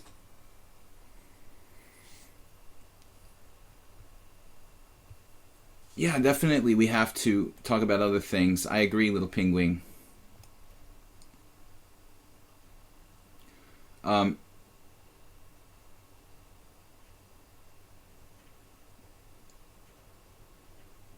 some reason, this discussion seems to polarize a lot of people. I'm not really sure what it is about it. Okay, individual feelings get hurt, you know, if accusations are made. That part I understand, but just in general, I don't know. I feel very strongly about it. You know, it disturbs me a lot. You know, so once I get started on it, it's hard to get away from it. But in this case today, I mean, not a big deal. Rook e8 from Haggard DK. Generally speaking,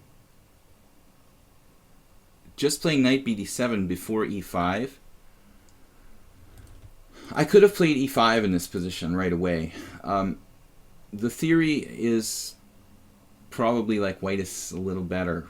e5, d takes e, knight g4, e6, sacrificing a pawn for a pawn structure, and then pawn takes e6, knight g5.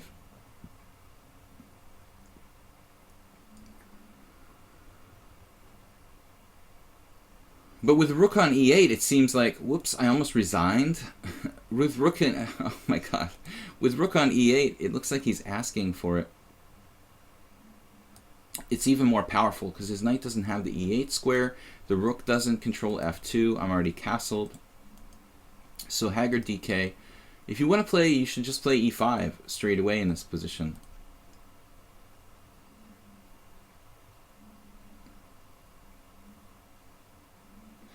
Sludgy, we played the same game, said yesterday. Thanks for the game, I should play on. You're in the mood for a draw today. Well, I blundered, as I showed there. I'm not sure if you saw that.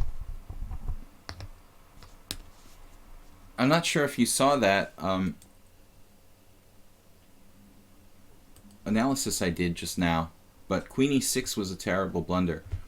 But like, I was discussing all this stupid stuff about people cheating and using part of my time to kind of vent about that, and so I got into down to 9 seconds in that position, which is actually very, very problematic and hard, and I mean, I didn't have time to find an accurate move. So I think that the reality in that game yesterday is that it's an interesting variation. Both sides have to play very precisely, and probably it's about equal. But I made a terrible mistake with Queen e6, and you could have played h3 when I'm probably forced to exchange my important white squared bishop on f3 and just have a worse position. So it was a major, major oversight, leaving my knight on h5 unprotected being the main point there tactically. Haggard DK allowing e6 now. No, he's allowing me to win a piece with g4. So do we win a piece, or do we want to like mess up his pawn structure? What do you think, guys? He's not getting a whole lot of compensation after g4. I can trade queens. Peert's defense, you know, many lines of the Peert's defense, it's vital that the bishop, you know, controls g4, so you can play like knight h5 and not have to worry about g4. Sometimes people are blind to this kind of move because they, you know, white would never normally play g4 in front of his own king in a normal position, but because in particular in this position I can trade queens, if he plays knight takes e5, I'm not worried about weakening my king side. Just trying to deviate the subject. Yeah, I appreciate that because it does get a little bit like negative, you know. I don't want the stream to be negative ever, but at the same time I don't want to pretend that bad things don't exist. So sort of find a happy place in the middle. Maybe you should have played e6 for instructional value to show why the e5 the e5 was so vital. We'll win the game and then like get to play another one. We'll play another one, Schnoofy. I have a friend, Bill Kelleher. He's IM Strength FIDE Master from Boston. His wife is a Serbian WIM, and she used to always say, like, play another game. Schnoofy. Schnoofy was his nickname. I heard this so many times that when I say play another game, I'm just like automatically ending the sentence with Schnoofy. Schnoofy. Play another game, Schnoofy. Usually when he was like losing for sure, it was just over. It was a bad moment. He's getting up there in age, but he was a really, really good blitz player. One of my best and dearest blitz opponents. Bishop g4. We have everything protected here. We're up a piece, so let's just trade stuff down. Play another game, Schnoofy. Rather than going for instructional value, we'll try to save time, win it quickly, and play another game. It's a little bit too late not to be negative. You haven't seen negative yet. That was nothing. Bishop h3. Wait a second here now. You're like giving me a lot of material. All right. I don't know. Well, I'm losing count here. What's going on? I have 2 pieces for a rook. If I go there, as if I move my rook, I'm just up a piece. Yeah, I don't want to give him a whole rook back, right? I mean, I don't understand. Like, you're threatening to win the exchange or take a piece. If I move my rook, you take a piece. And I'm down the exchange. I'm crazy. Something doesn't make sense about this to me. Well, I have 4 pieces. 4 pieces. Now I understand. I have more than I thought. So, all right, f4. We'll just pretend 4 pieces for the. I was like counting 3, and I thought, why do I have just 2 pieces for a rook here? I was very disappointed, but now I understand. It's 4 pieces for a rook. 3 pieces for a rook. We'll finally get the number right. Take on f7. That's too complicated. No, 3 pieces for a rook. That's my kind of exchange. Nice and easy. No complications. We have a queen worth of material for a rook, basically. We go to g6. Go g6. Take on g6. We have a queen's worth of minor pieces for this rook. And there's no tomorrow. Bishop takes e5. Does that? No tomorrow for black. Knight takes f7. I mean, I just wanted to keep it simple. It's too much to calculate. Knight takes f7 or something fancy like that might have been possible. Guys, I'm playing in a tournament from April 1st, so I'm not going to be streaming for the first 12 days or so of April.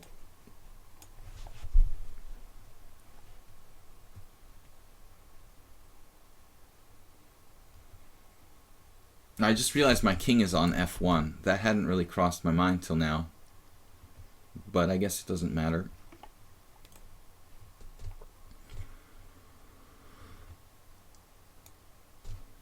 I'm used to my king being on g1. I thought there might be some tactics where the rook's going to f6 where it matters, but it's just not. My queen worth of minor pieces is terrorizing him with all the minor pieces.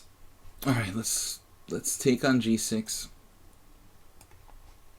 Bring the rook to the open file. Which London system, which Indian system is the most aggressive in your opinion? I'm dropping my h2 pawn. Well, I think it's undoubtedly like the fianchetto Indian systems with g6 are more aggressive than the setups with e6. I don't think there's any question, about that.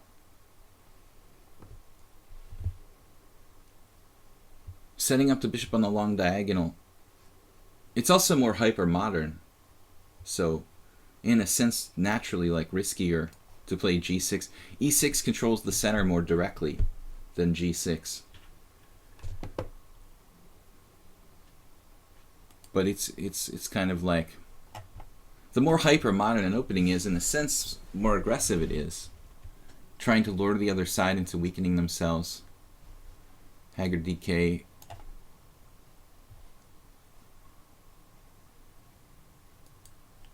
He's a piece down for nothing. 2 pieces down. I just can't keep track, but alright. Is there a mate? No mates. Rook e7 check. Unfortunately, there's no good discoveries there. I guess this doesn't work. Let's just pull the bishop back. Oh no. Yeah, that's fine. Bishop takes c3, rook e7 check. Constant change. Yeah, same as yesterday. He's late today. And Usanats from Serbia. Okay.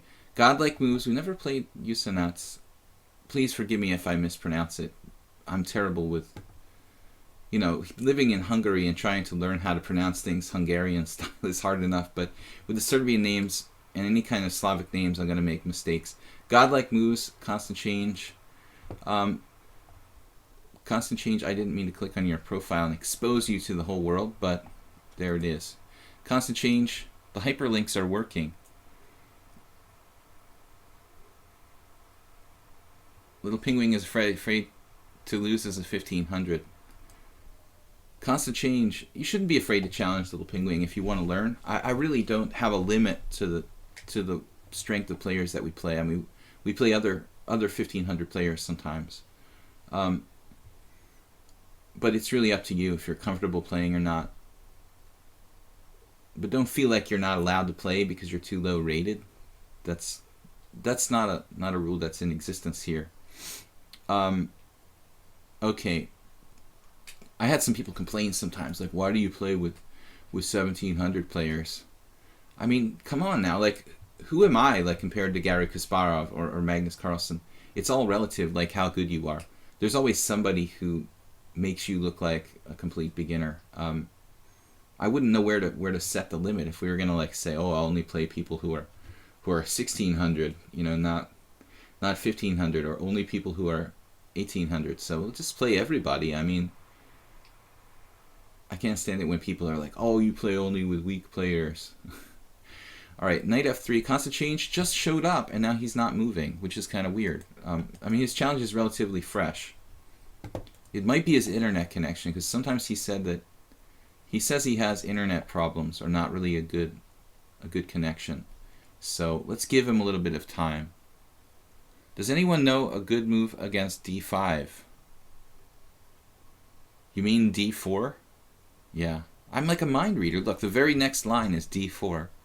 See, that's what you get when you play chess long enough. You can actually know, like, when people are making annotation mistakes in their commentary. So against d4, well, there are 2 good moves against d4, d5 and knight f6, and the other moves are playable too. You know, less controversial and direct moves like c6, d6, e6, g6, but there are not that many reliable moves. I mean, knight f6 and d5. And d5 is more classical and gives you like a center you can feel it. It's there. It's a central pawn in the middle of the board. Knight f6 is more hyper modern, a little more aggressive and flexible. All right, constant change, I don't know what happened. We're going to like accept it if he comes back to do a challenge, but he's got some issues maybe with his internet. I'm not sure. Little Penguin said yesterday was participating in a tournament and lost. They got really demotivated. I learned here at the club. Did you mean you played in a live tournament? I'm guessing. I get really demotivated when I lose too. I don't like to lose. And I recommend that if that happens, you know, you try to play more and get past it, you know. It always helps me feel better when I lose a tough game. Say I lose a tournament game or something, to turn around, play some games online, and not let yourself dwell on it. You know, don't let it be like the last game you played, the game that you lost. If you play some more games after that, no matter who it's against, even if it's against a really, really low-rated player, it'll just help you feel better, you know, and get out of that negativity that you feel.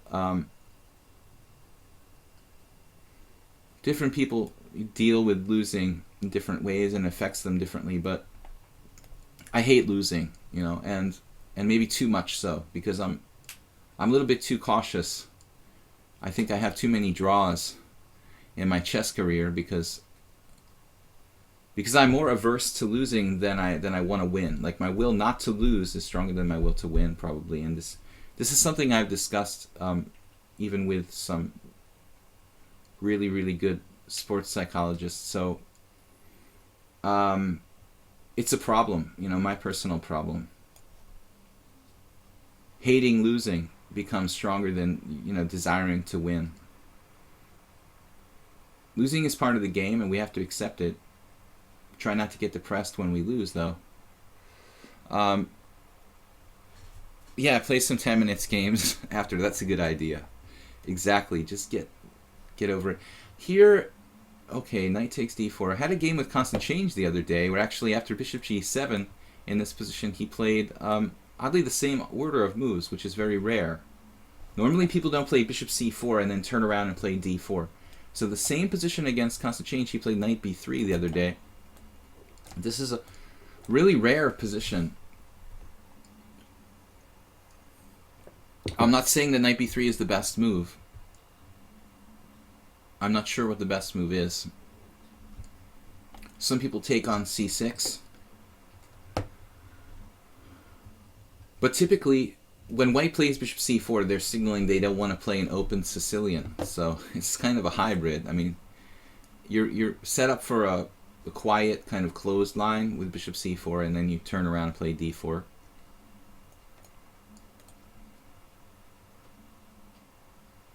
What if you're beaten over and over?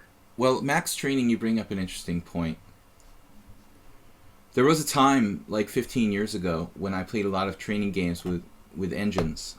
And to make a long story short, although it was helping me in general, I think improving my game, it also was affecting the way I would play. You know, I think it was making me like really, really overly cautious and overly careful and afraid to do anything. So although it's useful to play stronger players in general, I think it's not good to play only stronger players, because that might alter your style and make you kind of passive and afraid. So I think the proper mix would be to play, like, say 60% stronger players and 40% weaker players, something like that. Get a more natural mix of opponents, some stronger than you, maybe a little bit more of them being stronger than you, but not just to play players who are going to beat you down every game. That's why I stopped playing computers. I mean, it's just not good to lose like constantly. That will alter the way you play. It will make your style like turn kind of passive and afraid to speculate or try anything sharp. So exactly. Now this is interesting. Godlike moves goes with e5. My intention was to sack a pawn here, but I'm suddenly having second thoughts. I don't know why. No good reason to have second thoughts. If the bishop was on f1 and the knight was on c3, this would be a standard position. But instead, he's got a bishop on c4 and a knight on b1. Knight on c3, bishop on f1, knight takes d5, pawn takes d5, queen takes d5. It's a well-known pawn sacrifice. In this case, he's giving up a very important piece, the bishop, the white-squared bishop, for this pawn win. And black should have a very, very good game here, because that white-squared bishop is a vital piece.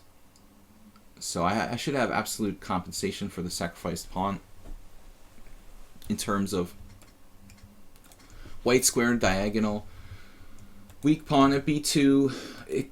extended, kind of overextended pawn at e5. This is a position that white would be much better off, you know, having traded the b1 knight to win a pawn on d5 than the bishop on c4.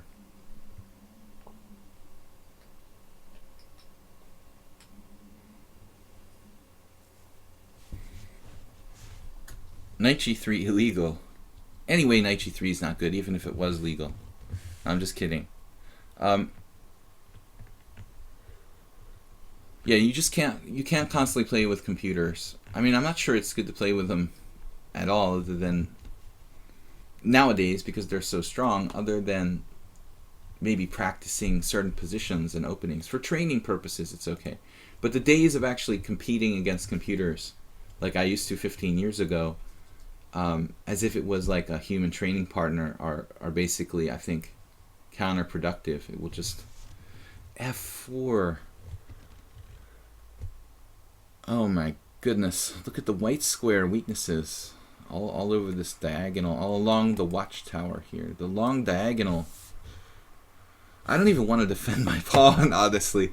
It's a funny position. I really... Come on, take it. I want you to take it, because I don't even want to defend that pawn. I'm just like... Do I want to play bishop b7 and defend my pawn? It's like insipid. The problem is he doesn't have to take it. He's actually smart not to take it. Try to create a dark square blockade. Okay, I could try bishop a6 to trap his king in the center, but I think there he's ready to castle by hand, as they say, with king f2. So I'm really kind of... I mean, I don't want to play e6, do I? And allow bishop c5. We could castle and then decide what to do next move, basically, depending on what white does here. We might consider e6 now, since bishop c5 won't prohibit us from castling for the rest of our lives. Talking about ourselves in the third person again. Have a habit of doing that. It's kind of fun. I could sack the exchange too. I mean, I would really... I'd be completely down with like... I'd be completely down with sacking the exchange here. You know, it's... To trap Mr. King in the center with something like bishop c5, bishop a6, and help yourself to my rook on f8. That's looking like really, really good position for black. Not a lot of open lines for the rooks here. He's trying to castle queenside now.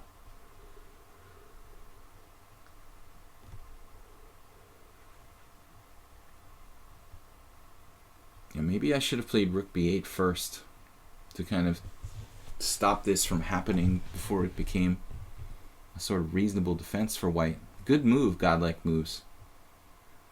You're absolutely reasonable trying to castle queenside. I mean, you could have castled kingside, actually. But there I felt like f6, I'm getting some counterplay. Though here still I'd probably do f6.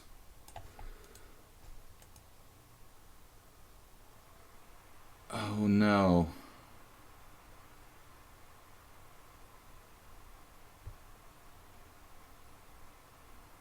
Situation.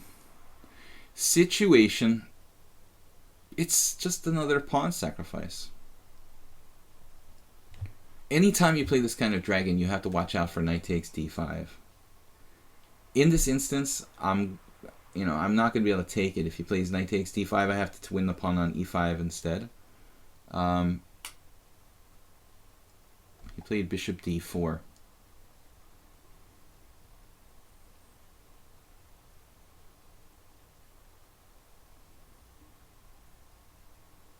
But we've got some play. If he was one more further advanced in his development with something like castles queenside, white would probably be better. But I think here, even if he has good knight versus bad bishop, we still have a very, very active bad bishop coming out to a6. He has a weak pawn on e5. Actually, that could just fall. The pawn on e5. So I don't know. You know, maybe knight takes d5 was interesting. Took with the pawn though. I mean, normally I would expect bishop takes, trading off the bad bishop. Godlike moves. Constant change. We missed a game with him last game. We still have challenges. Let's see if he's back. Nope. Disappeared. Uskanach, Master Wasabi. We have time for at least 2 more games. And Yolig or Hipsta. Alright. I'm really surprised you took with the pawn on e5 here, godlike moves. I mean, you want to get rid of this bad bishop, basically. For my good bishop. There was bishop takes e5, bishop takes e5, pawn takes e5, queen h4 check, and then g3. My intention was to play something along the lines of like queen h5 or queen g4, stopping white from castling. And I guess black is better, but I have to be careful not to allow some kind of knight versus bishop endgame where he has a good knight and I have a bad bishop. I don't really want to trade queens, but I still think that's the best for him. Queen h4 check again, and we'll do the same thing, but basically it feels like an improved version. You know, keeping these bishops on the board I think favors black. There shouldn't really be any question about it. I was actually trying to sacrifice the exchange earlier, maybe sacrifice my rook on f8 for this bishop on d4 to get 2 open bishops.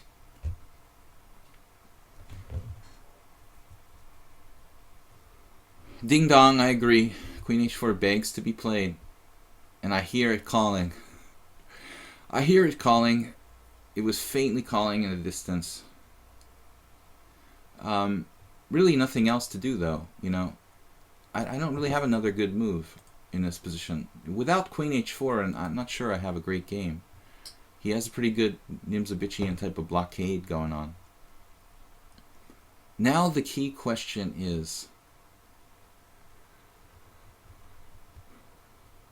queen g4 or queen h5. Queen h5, queen e2 bothers me. I'm not really sure what I do on that. So queen g4 stays on his bishop whilst keeping him from castling. This move has some disadvantages though, like I can't play bishop h6, which I really would have liked. I'm not sure I have a concrete threat here.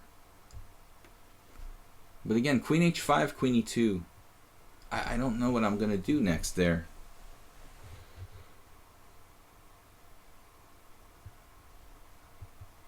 I could trade queens, but he's probably okay in that ending. You know, queen takes e2, knight takes e2, and he could just kind of hold on.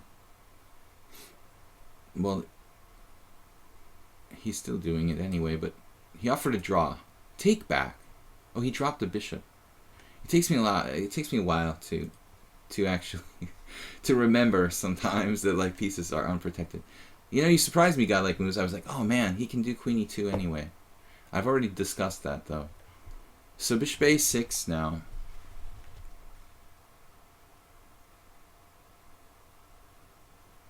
Bishop a6. Queen e4 is another possibility. He's just running away, but I win a pawn. If queen e4, we could do bishop takes e5, bishop takes e5, queen e4. Winning a pawn. It's probably enough. Queen e4 and bishop a6, these are all moves. I mean, bishop a6 can't hurt, can it? Is there anything he can do to stop me? Yeah, there is knight f4. But then g5 is coming anyway. I don't like this bad bishop on c8, you know. We're threatening to win a piece, so white has to be careful. Not a lot of moves, really. There's some nasty threats here.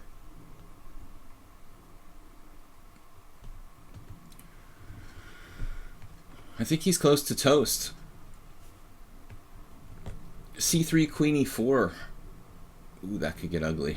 Oh man, it could be a slice some dice some's bishop. The Ginsu knives.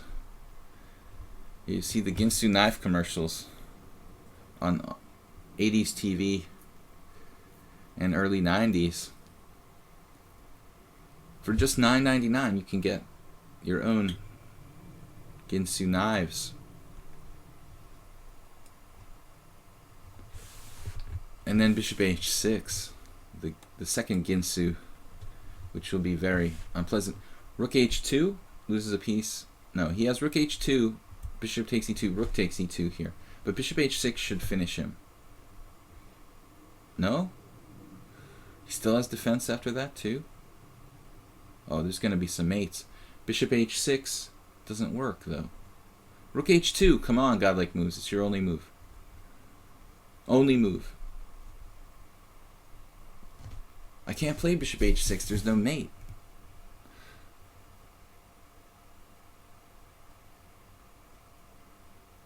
Bishop takes e2. Rook takes e2 is mate, though.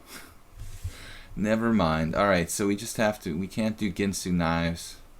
We just have to take the easy way out and win a piece here. Never mind. There was no move.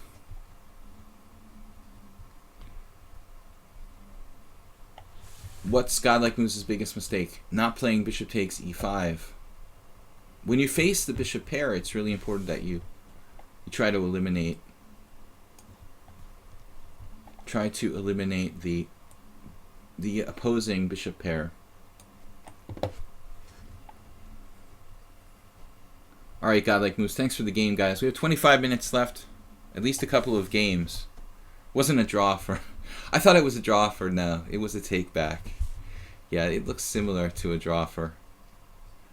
the cheeky draw for... No, it was a sad take back. Wait, I don't want to drop a piece. Can I take back? I usually like to give at least one take back. All right.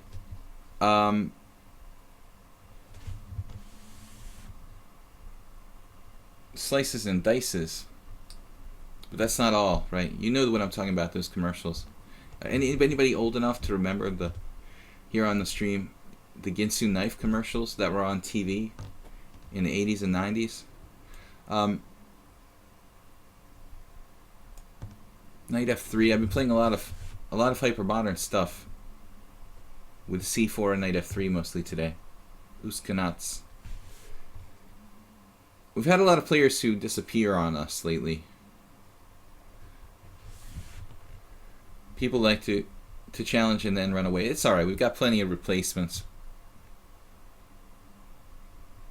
f6 should have been the alarm bell. Well, it's not a good line. I mean, that's just bad for him. To give up his white squared bishop on d5. He's in a really bad place, like straight out of the gate after like 12 moves. It's taking the pawn or not taking the pawn. But it might not have been totally hopeless if he had played bishop takes e5. I guess he's still in a lot of trouble though. I don't want to trade queens.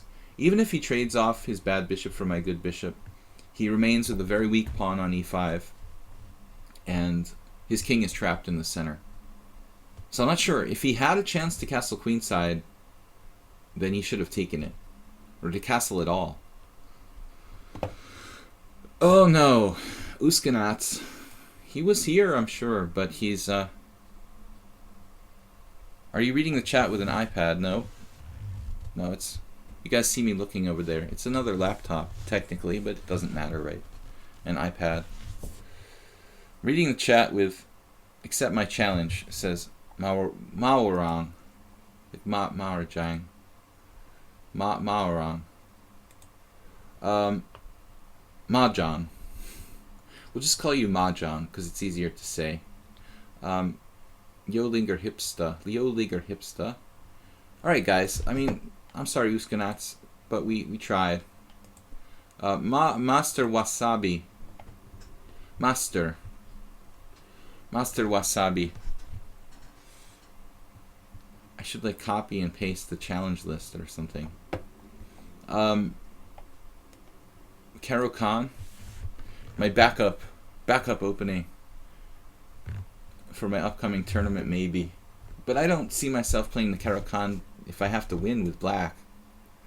Only if I need a draw.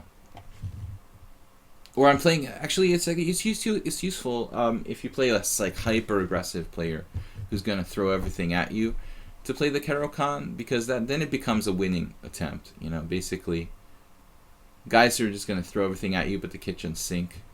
Shirov playing the Caro Khan is a winning attempt for black because you can expect them to take massive risks, but against people who don't take risks, it's not a winning opening, just a draw. Alright guys, so everybody plays knight f3. You know, when I started playing the Caro Khan in the era of Ginsu knives, knight f3 was hardly ever seen. I mean, most people played Master Shabalov when he first arrived in the United States. I played him in like one of his first tournaments ever, maybe his like first ever US tournament in a rapid game, and he played knight c3 and g4. I mean, that's the old school John Nunn approach. But bishop d3 isn't really considered to be usual. Okay, here, so we have the classic Capablanca method. But again, not a winning attempt for black. You can take back with the pawn or the queen, Master Wasabi. But bishop d3 right away, I think it's a little bit better right away, because your queen can move over to like g3 or h3 and avoid the exchange of queens. I'm trying to make two moves in a row. You've never played the Caro, but absolutely hate playing against it. It's very tough.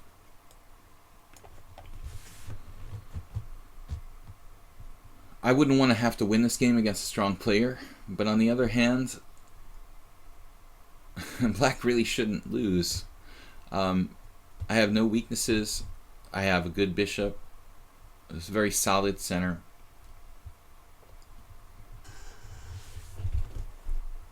But in the tournament I'm going to play in on Saturday through the next 2 weeks, it's a really, really low category. Well, it will probably be a low category GM tournament, which means that in order to achieve a 2600 performance to make a GM norm, I'll probably have to be like +5 or something like insane. That means, in other words, like you play 9 games and you probably have to win 5 and draw 4. Something like 7 points out of 9. Basically, I have to make 7 points out of 9 for a Grandmaster result. I don't think that Caro Khan is going to figure into the picture in that kind of scenario. Like if you have to win, basically 5 more games than you lose in a 9 round tournament, I don't think that playing the Caro is really an option. A good opening if you love endgames. Well, that's probably true to some extent.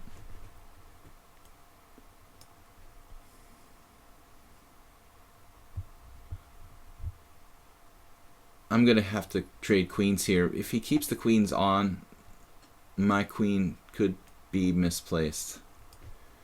But this is absolutely equal, I believe. I mean, these central pawns protect some key squares, and white has a little bit better development in this very closed position. Space. I'm not sure about c5. I mean, I know that it's an important resource for black here, but the timing of it is what I'm trying to say. I'm not sure if I should break with c5 or not. It's kind of controversial, but if I don't play c5, on the other hand, how am I going to break out? If I play c5 here, he seems like he's mobilizing really fast. So this is kind of an awkward situation, I think. I'm leaning toward waiting with c5 till I'm a little better developed. But black's position is a bit passive, and it's not your imagination.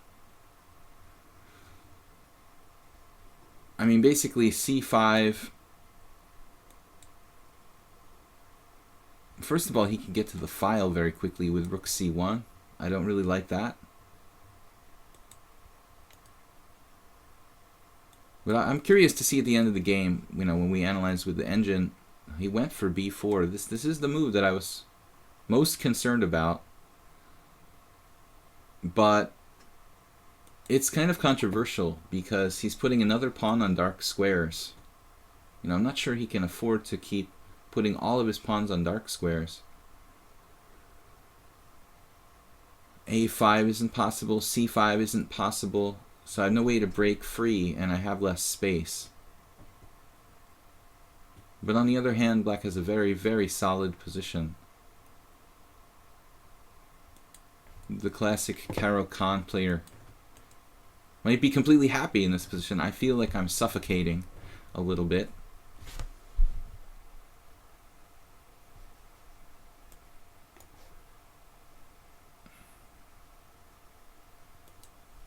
But it's not like I have a bad bishop on c8 that can't get out. You know, I mean, he's restricting me, but at the same time, I don't really have any urgent strategic problems I need to solve.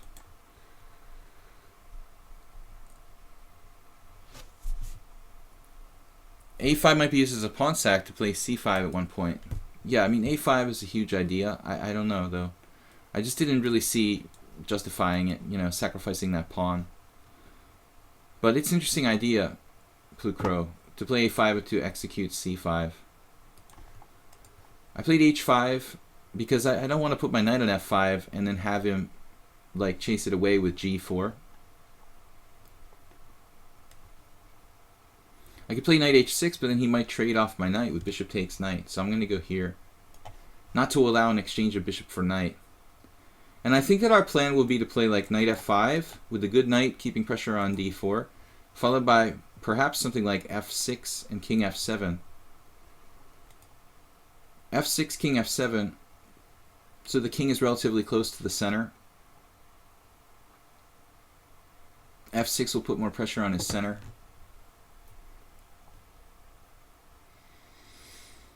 He should think about not only how to develop his pieces, but also gaining space. What does he do here? a4? Does he keep neglecting his development? I mean, not that easy to play for white. All of his pawns are on the wrong color. Hard to believe the double A pawns. I'm actually more concerned about me being backward on the B file there, Plucro. I don't mind the doubled pawns or giving up a pawn. What I am concerned about is him having play. If I play a5 and he takes an a5, you know, I'm a little bit afraid that along the B file, you know, I could run into problems myself. But now he's got just like all of his pawns on the wrong color. Now a5 is maybe just simply good for me. The problem is a5, knight b d2, and I can't really afford to let him open up the lines. I can't play a takes b, or bishop takes b. And I don't really want to lock it up with like a4. So we'll just go about our business here, improving our position, as it were. I'm not sure that we have an advantage, in fact, because white has so much space. Bishop f4. I think he should go to d2.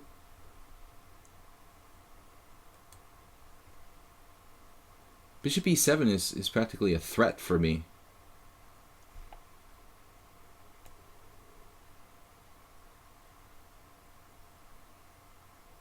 Well, king f7 is also a very useful move. We're indirectly threatening the h4 pawn. I wanted to get all my pieces developed. I also have the tactic knight takes d4, I just realized. Knight takes d4 and then knight takes d4 and pawn takes e5. That could just be good, but he has a counter shot. Knight takes d4, pawn takes e5, knight takes e6, threatening a fork on c7. So If my king was on f7, this will be alive. This will start to be live ammunition, basically.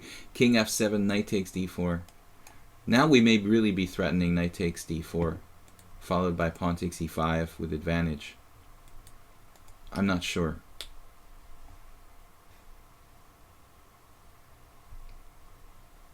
Knight takes d4, knight takes d4, pawn takes e5.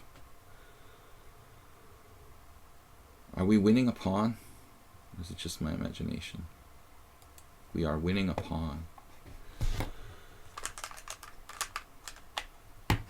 He doesn't seem to have anything in the world of intermezzos. In terms of intermezzos, yes, he has knight takes, pawn takes, knight takes c6 or something, but that's all right. We're winning a pawn. We live to win pawns, right?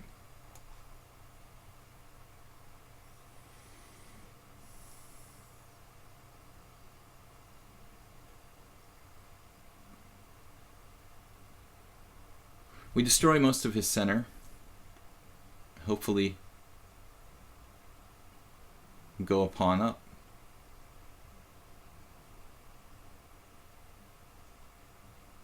White's play was reasonable, but a little too routine. And,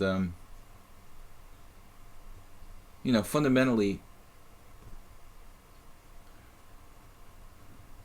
b4, although it was justified as a kind of, now he's just falling apart.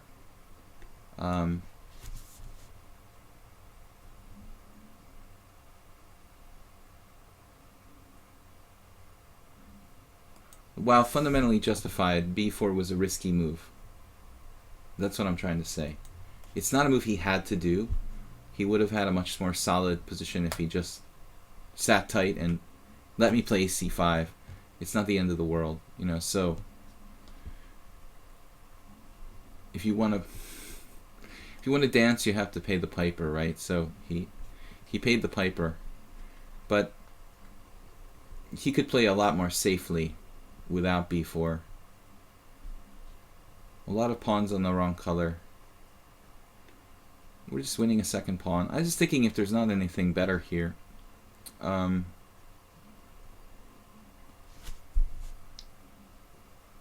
to say. I play king f7 to a light square because white lacks a white square bishop, of course.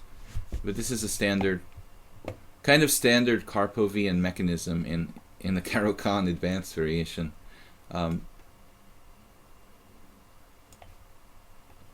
Master Karpov would approve. This is a Karpov approved Caro-Kann square for a king in Caro-Kann advanced variation. A usual location, if you will. Definitely not my invention. But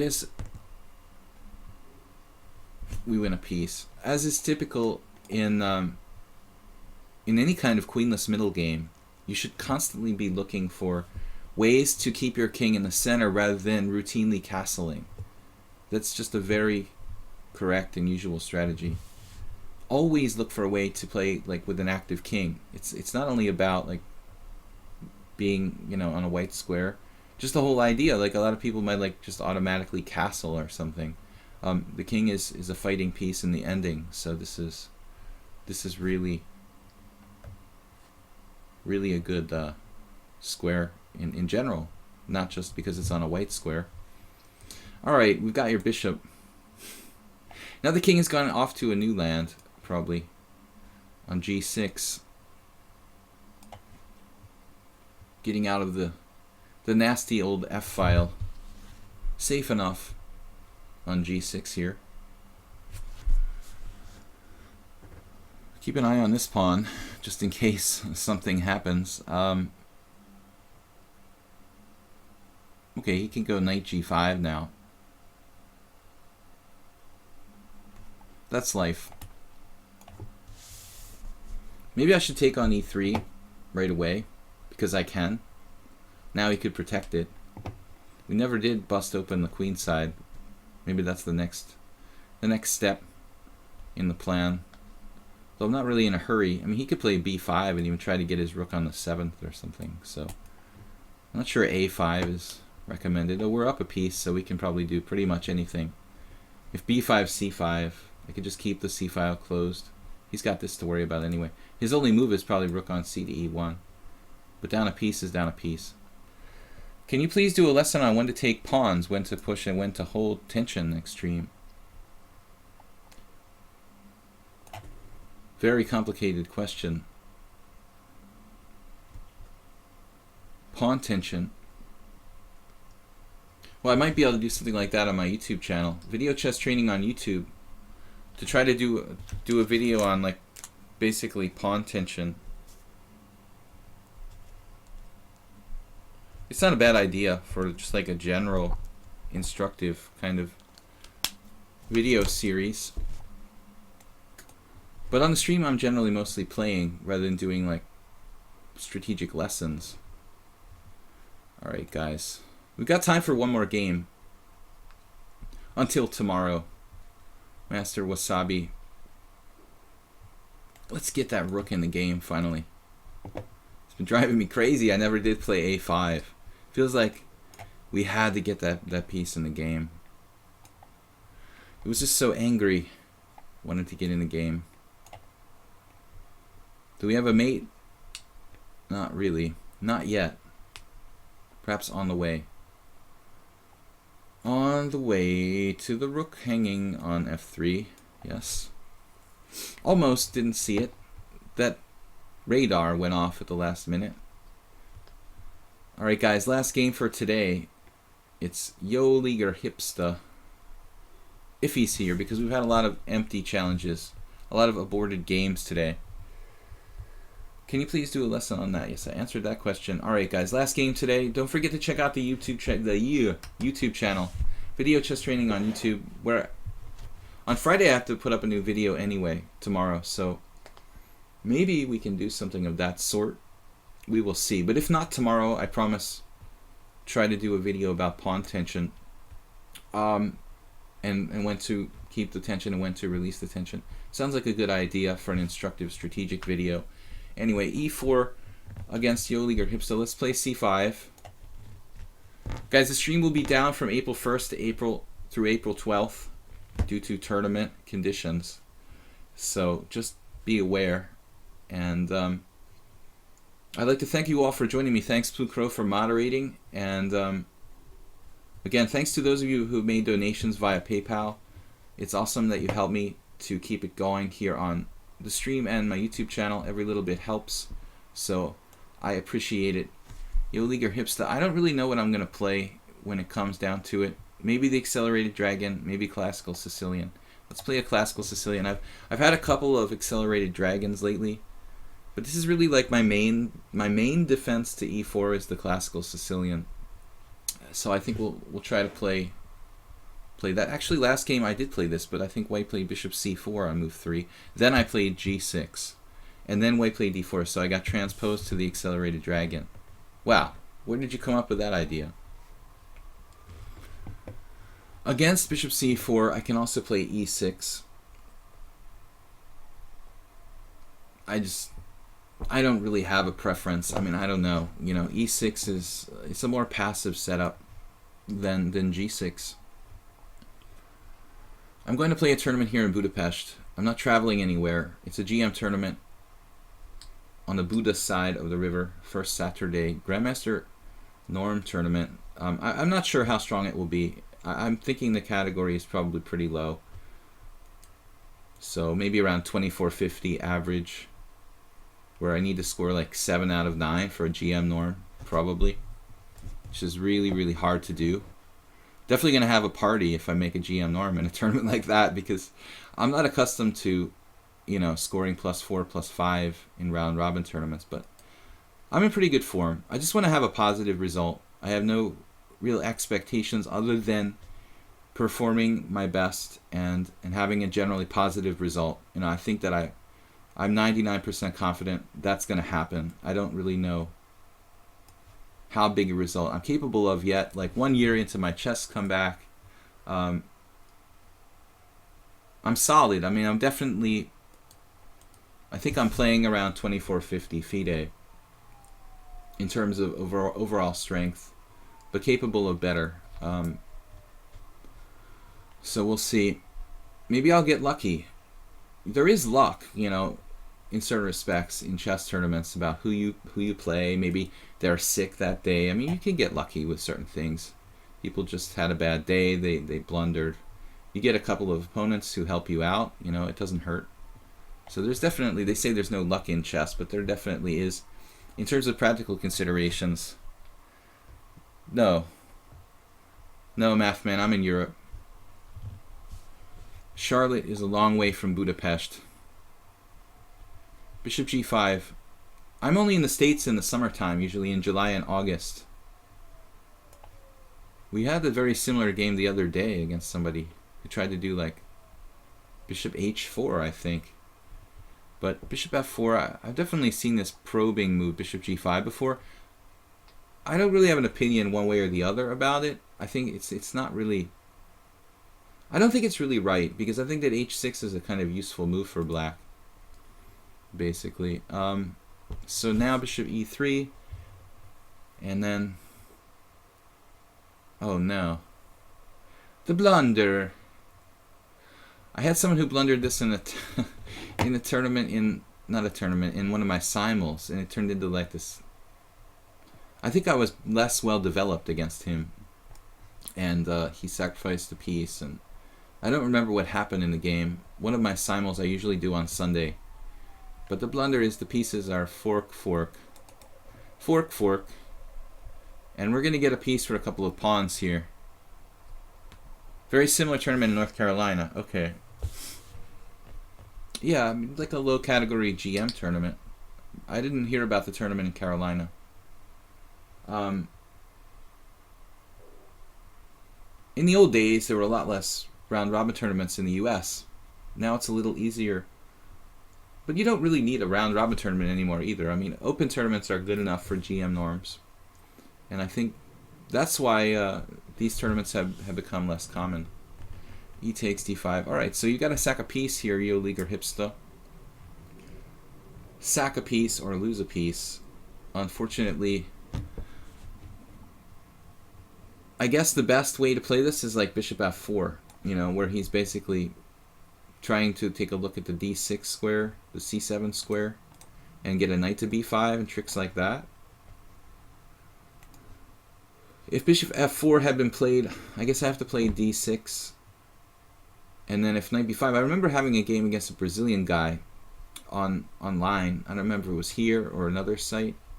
He did the same thing. It was like Bishop f4, d6, knight b5, and then I had to play like e5. And I think the position is about equal, but it's just, you know, White's trying to force black to play a kind of structure that maybe he's not comfortable with. Now, Bishop f4 is really interesting. Here he's just losing a piece. Maybe gets a little bit of counterplay, but not enough. I said I had a similar game, but I think in that instance, White was a little bit better developed. It was like a Grand Prix attack, where he had better development and more threats and had some realistic sort of compensation.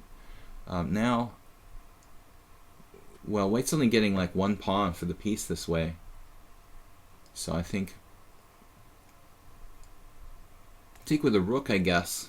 I will not be able to castle, obviously, after this. Yeah, maybe taking with the bishop. But if I take with the bishop, he's got to check on f6. And there's also c5 to worry about. He could probably like force me not to castle anyway after something like, let's see, bishop takes f6, knight e4.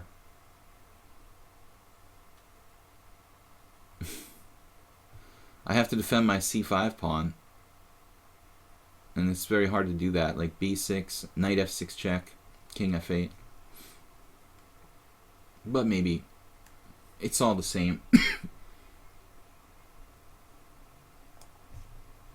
It's half a dozen of one, 6 of the other, I guess. Let's reserve the right to castle. Otherwise I have to play king f8 anyway. Probably doesn't matter. Instead of private lessons, do you also provide a study program for players? I'm open to any kind of training program, design. If you're interested, we could talk about it. Guys, I lately I haven't really been promoting my email here on the stream because I've had enough students.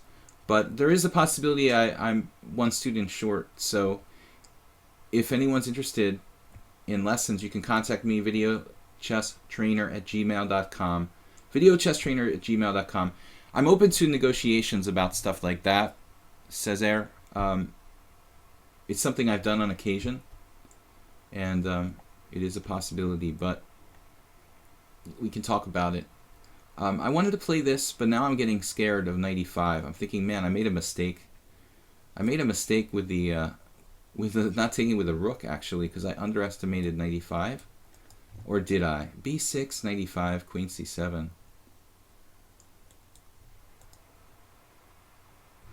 Yeah, I mean, I still think that white is a little short here. b6, knight e5, queen c7. Looks like he's getting some counterplay. I could also just play bishop d7. No, that's not good. We got some serious issues with knight f6 check. Maybe I should just forget about the c5 pawn and stop being greedy. Sacrifice the second pawn. I mean, just king f8, for example. I should have taken with a rook in retrospect. It would have been better. Also, just to have like an open h file for my rook on h8. Anyway. So guys, contact me at videochesstrainer@gmail.com. The last stream for quite a while will be tomorrow morning, 10 a.m. CET. Let's just give him the stupid pawn. I mean, knight e5 looks really irritating. b6, knight e5. He starts to have some threats like queen f3 and stuff. I don't think I should allow knight e5. We're just going to manually castle here, disallowing knight e5. If he plays knight e5, then queen f3 and his pieces start to get some activity. And if knight takes c5, he's forced to trade at least a piece off. He'll be down 2 pawns for a piece. Piece for 2 pawns, and not really enough compensation anyway. So we eliminate one more attacking piece. I should have just played rook takes h6. You got a test tomorrow, so you can't catch it. Good luck with the tournament. Thank you, little penguin. And bishop f4. Bishop f4 was the best move. It's actually like equal, but it does force me to play a structure that I'm not very comfortable about. I don't really like to play e5 with black with my bishop on g7 in this type of line. So basically I end up playing something kind of similar to like a Spanish game or Will Paschall. Now here knight g5, he's playing for f7 threats. But realistically, I can just trade some pieces off. I mean, this bishop kind of sucks anyway, to be honest. In this position, the dark squared bishop, it's just restricted by my pawn at d4.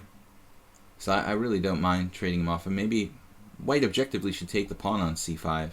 If there's not any kind of tactic that I missed. It's possible that I had like bishop g4 with a very strong sort of attack on the king side, but I still think he could play h3 there. So this was the best practical try. Knight takes c5. So here we're like totally winning. He has only 1 pawn for a piece. I mean, it doesn't even come close. Knight f5, hitting his knight. Looks good. Not letting this settle in, shall we say. Settle into a position of strength there. I mean, f4, knight e3, that's over. It's awkward to protect the knight on g5. Maybe queen d2. But he wants to play for pressure on f7, I guess. We can always defend with knight d6 too. So white just doesn't have anything for the sacrificed piece, lost piece. He didn't mean to sacrifice it. It's a typical pawn fork. Can you play tomorrow? It's just a day-by-day basis, so I can't guarantee it. You just have to be here earlier if you want to get to play. Hi, Lager Bimbam. Are you the same as Yo Lager Hipsta?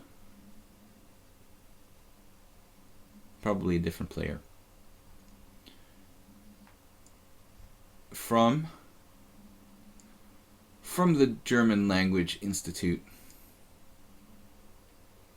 Now you can win a piece back with f4, but you get mated. But at least you get one of your pieces back. Alright guys, I also wanted to mention something else, but I forgot what I was talking about.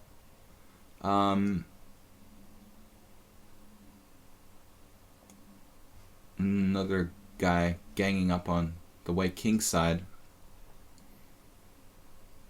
My other mention thing was, no, I guess that's it. I covered everything. No stream this week after Friday until April 13th. Lucky April 13th.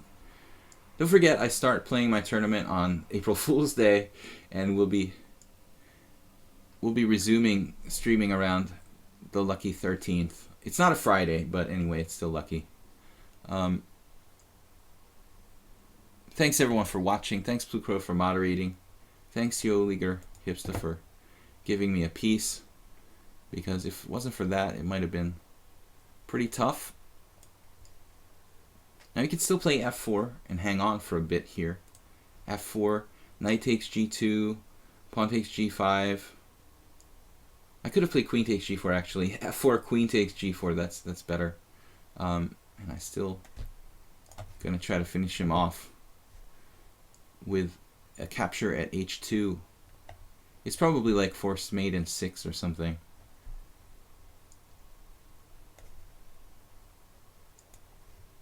It doesn't really look like a forced mate though, does it? We're close. Feels close to forced mate. Yeah, I think we got it. Forced mate in something. We're very close to mate in 1 now, making a move with the f pawn. Prudent. And then we've got this check here. Check on h4 first. I'm not sure if that's the most efficient. I guess check on h3 was better. It doesn't really matter. A lot of pieces coming in. Made in something. Alright guys, thank you for joining us, and we'll be back tomorrow. Bye bye.